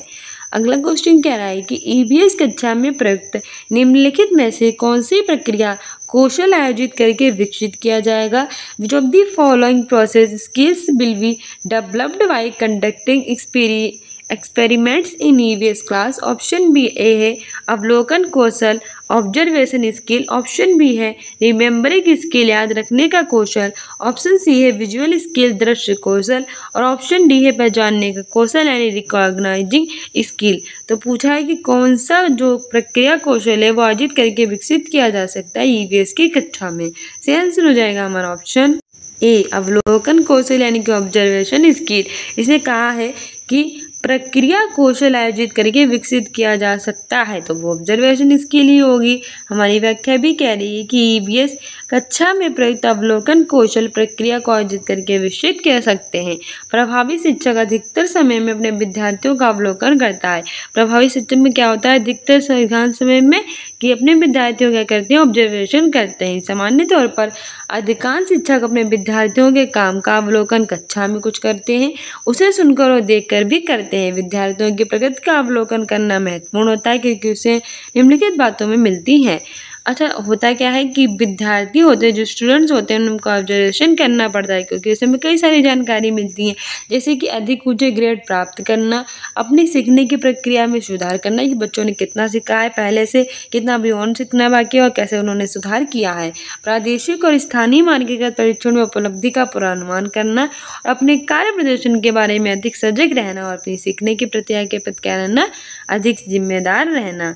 ठीक है, अगला क्वेश्चन कह रहा है कि कक्षा में ईवीएस विषय का संपादन करते समय शिक्षक को निम्नलिखित में से किससे बचना चाहिए? विच of the following should be avoided by the teacher while selecting the EVS themes in the class? Option A है ग्रुप डिस्कशन, समूह चर्चा।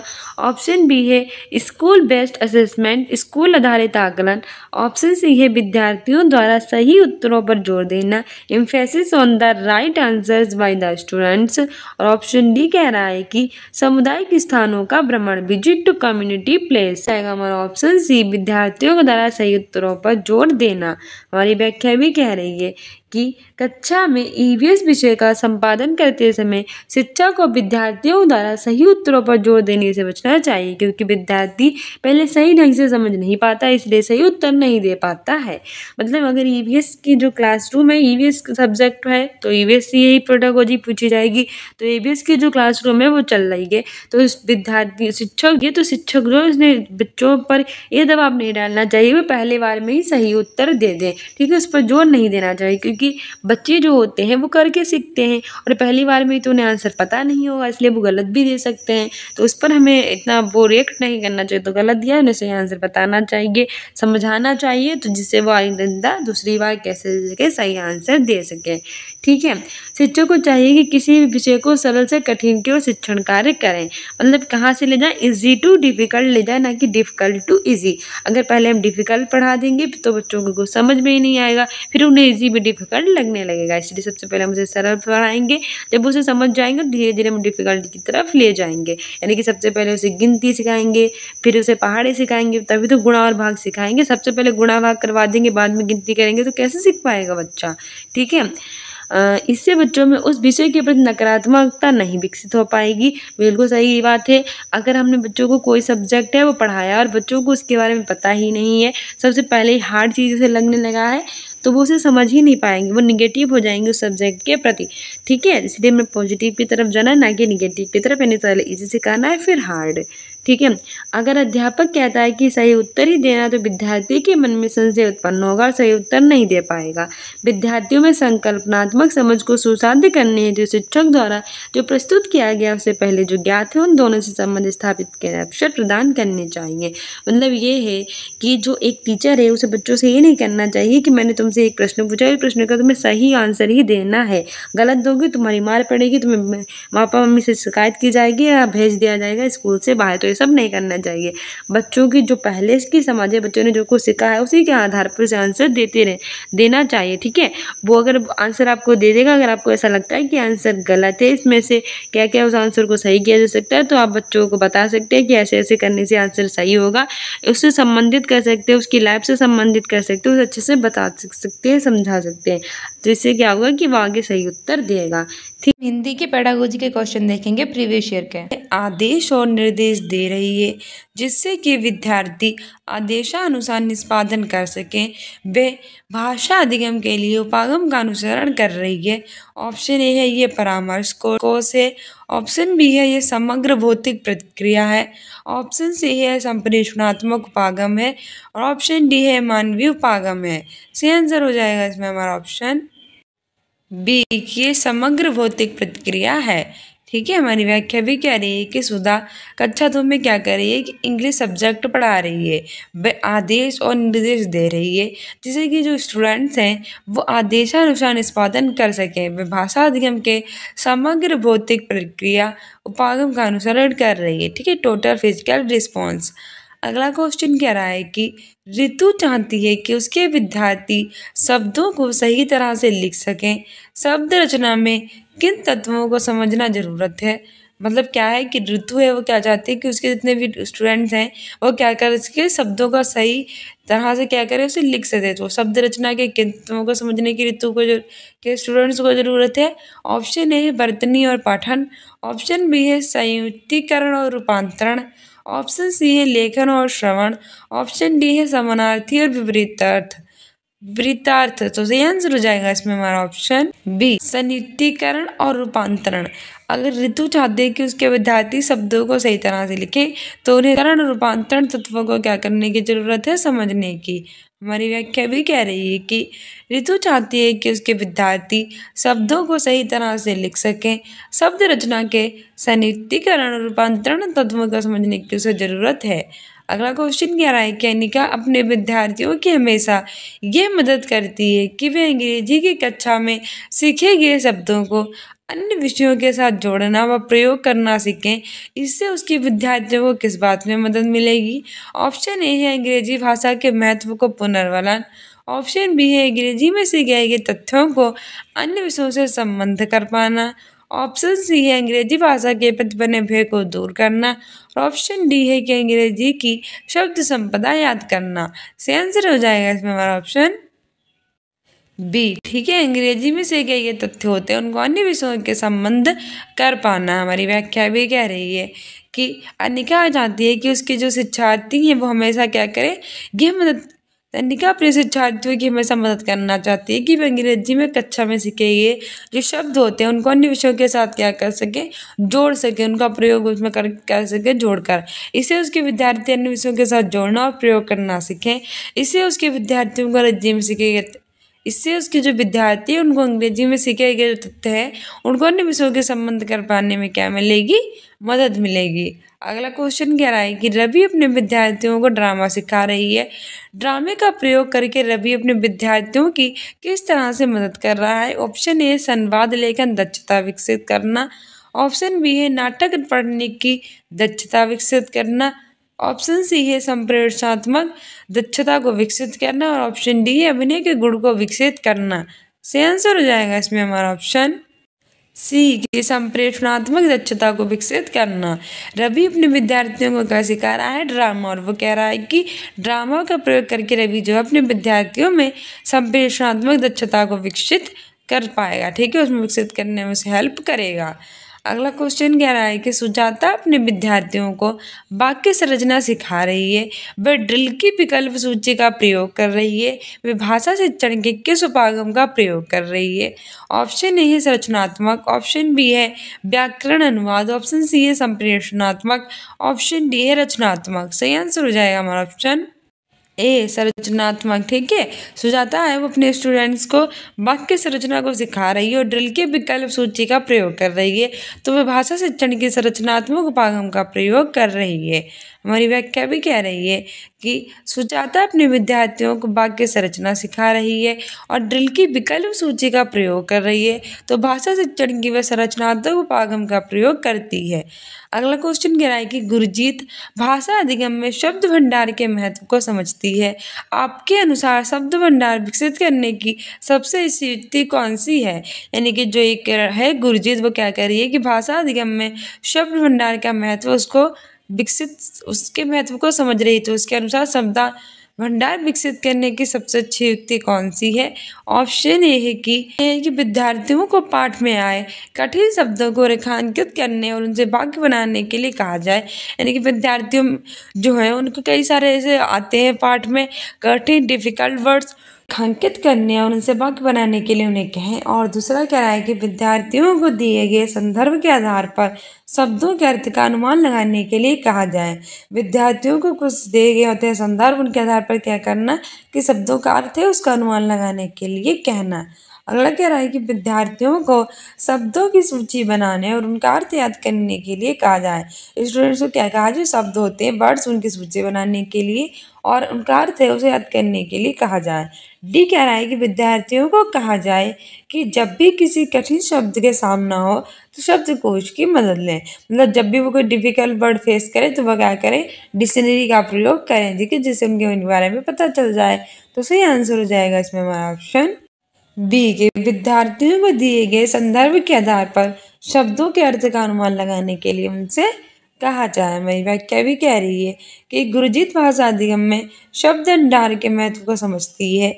आपके अनुसार जो शब्द भंडार है वह विकसित करने की सबसे अच्छी युक्ति होती है कि विद्यार्थियों को दिए गए संदर्भ के आधार पर शब्दों का अर्थ है वो अनुमान लगाने के लिए कहा जाए। युक्ति का मतलब होता है उपाय। अगला क्वेश्चन कह रहा है कि चमास्की द्वारा प्रतिपादित भाषा अर्जन उपकरण का क्या प्रकार है।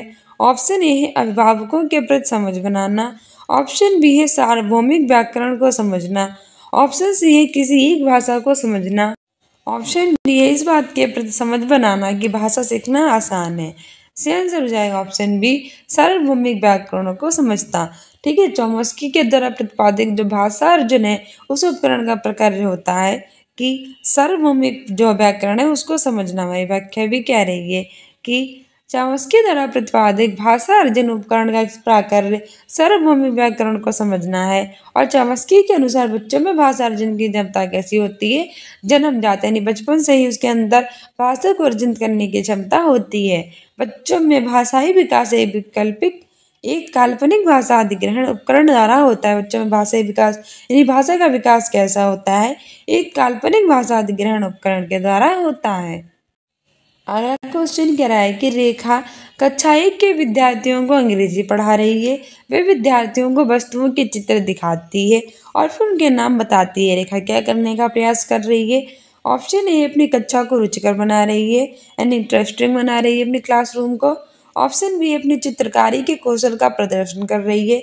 ऑप्शन सी है कि विद्यार्थियों को नए शब्द सीखने में हेल्प कर रही है। ऑप्शन डी अपने विद्यार्थियों को पढ़ने में हेल्प कर रही है। सही आंसर हो जाएगा हमारा ऑप्शन सी कि विद्यार्थियों को जिन नए शब्द हैं वो सीखने में क्या कर रही है, हेल्प कर रही है। ठीक है, रेखा कक्षा किसके क्लास 1 के विद्यार्थी हैं, उनको इंग्लिश पढ़ा रही है और वो वस्तुओं के चित्र को दिखाती है, फिर उसके नाम बताती है।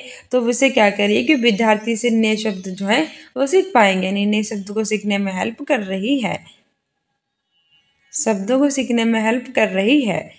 वही व्याख्या कह रही है कि रेखा कक्षा 1 के विद्यार्थियों को इंग्लिश पढ़ाती है और चित्र दिखाती है, वस्तुओं के फिर उनके नाम बता देती है। तो इस तरह से बच्चे नए शब्द सीख पाएंगे, उनकी हेल्प कर रही है। अगला क्वेश्चन कह रहा है कि भाषा अधिगम के संदर्भ में भाषा अर्जन उपकरण की अवधारणा किसके द्वारा प्रतिपादित की गई। ऑप्शन ए पियाजे, ऑप्शन बी है वॉटसन, ऑप्शन सी है स्कीनर, ऑप्शन डी है चॉम्स्की। से आंसर हो जाएगा ऑप्शन डी चॉम्स्की।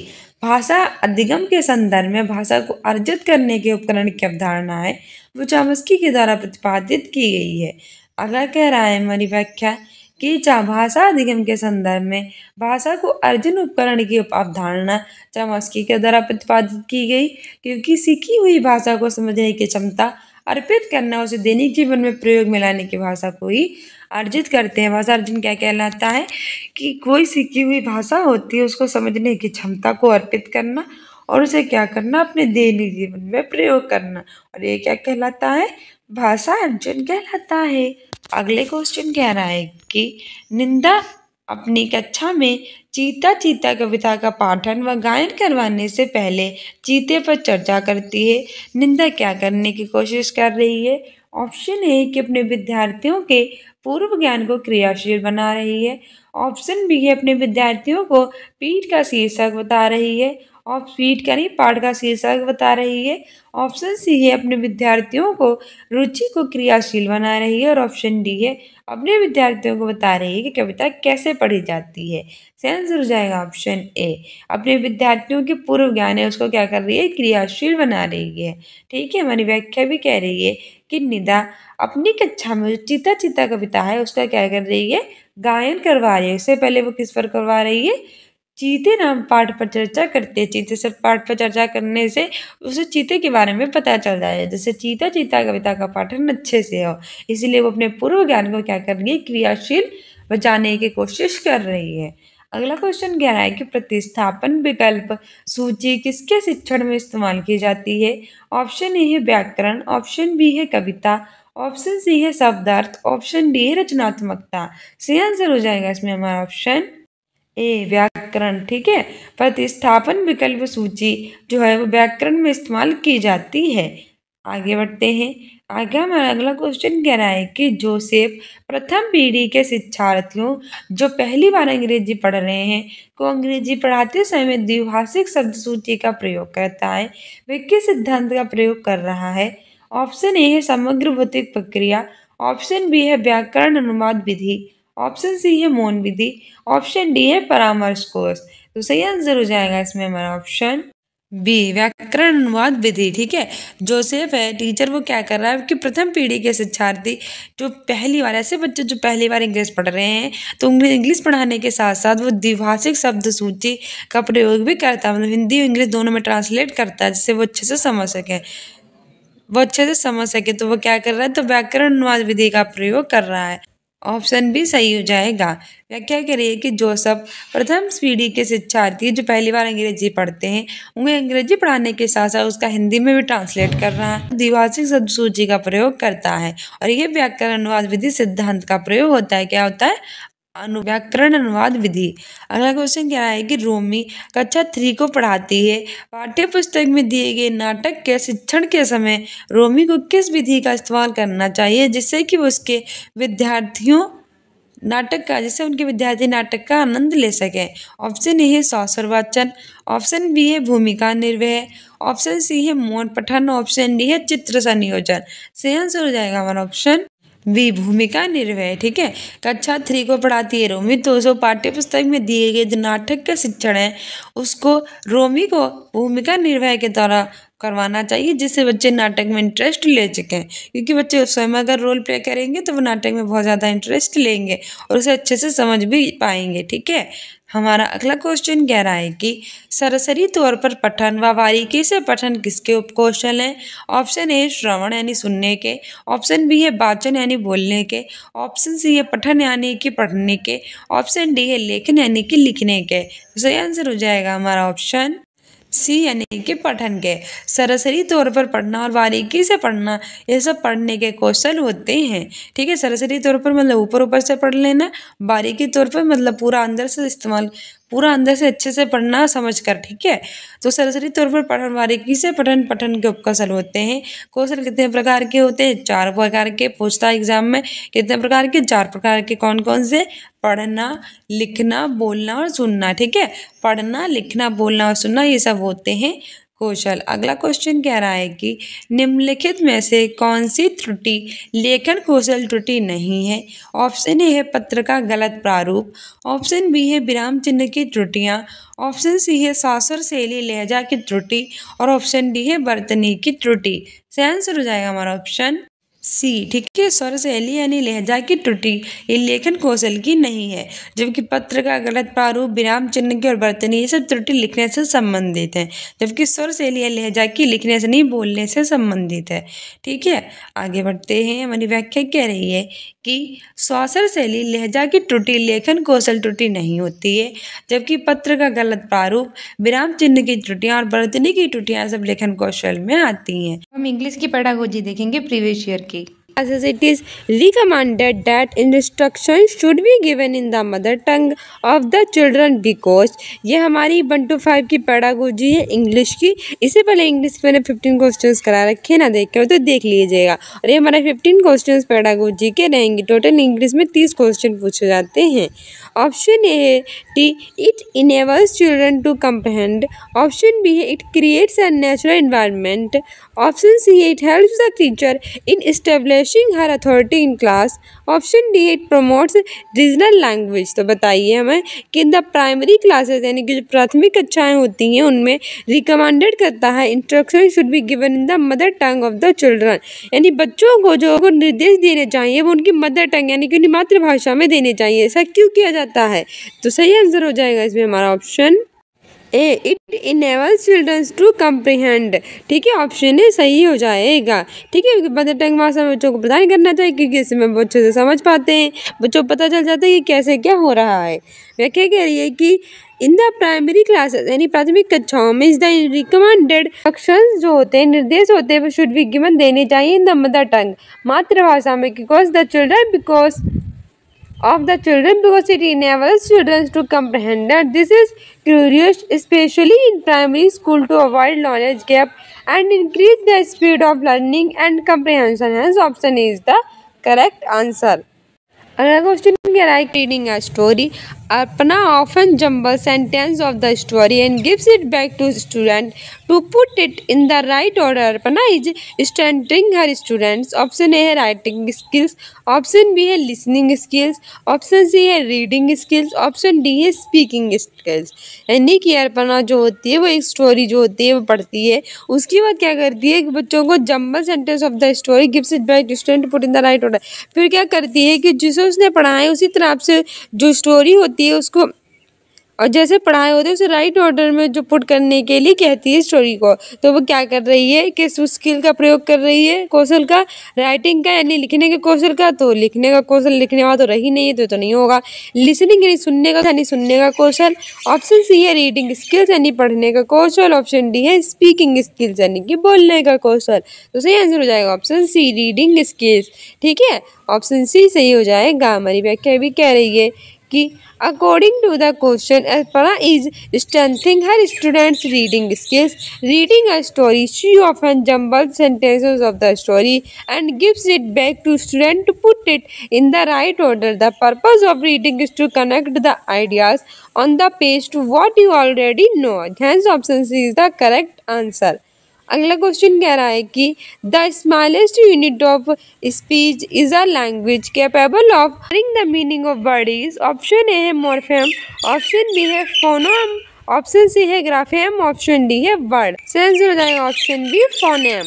हमारी व्याख्या क्या रही है कि phoneme is the smallest unit of speech in a language capable of altering the meaning of words. Any of the perfectly distinct units of sound in a specified language that distinguish one word from another. Hence option B is the correct answer. Question कह रहा है कि functional syllabus in language learning helps learners to develop. Option A है grammatical competencies, option B है dramatic competencies, option C है poetry competitions और option D है creative writing competencies. सही आंसर हो जाएगा इसमें हमारा ऑप्शन ए ग्रामेटिकल कॉम्पिटेंसेस। ठीक है, हमारी व्याख्या भी कह रही है कि functional syllabus in language learning helps learner to develop the grammatical competencies. However, this does not only mean that they obtain the grammar structures mentally in terms of their context. Hence, option is correct answer.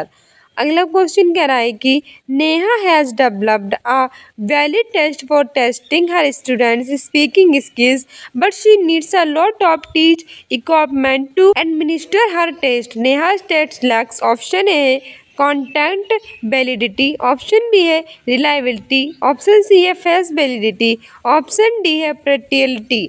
सही answer हो जाएगा इसमें हमारा option D practicality. ठीक है, explanation कह रही है कि Neha has developed a valid test for testing her students speaking skills but she needs a lot of teach equipment to administer her test. Neha's test lacks practicality because practical education is the best way to gain knowledge and skills to manage things. Hence, option D is correct answer. अगला question कह रहा है कि dyslexia is a language disorder related to. Option A है reading, option B है writing, option C है listening, option D है speaking. सही आंसर हो जाएगा हमारा ऑप्शन है reading. Dyslexia is a language disorder related to reading.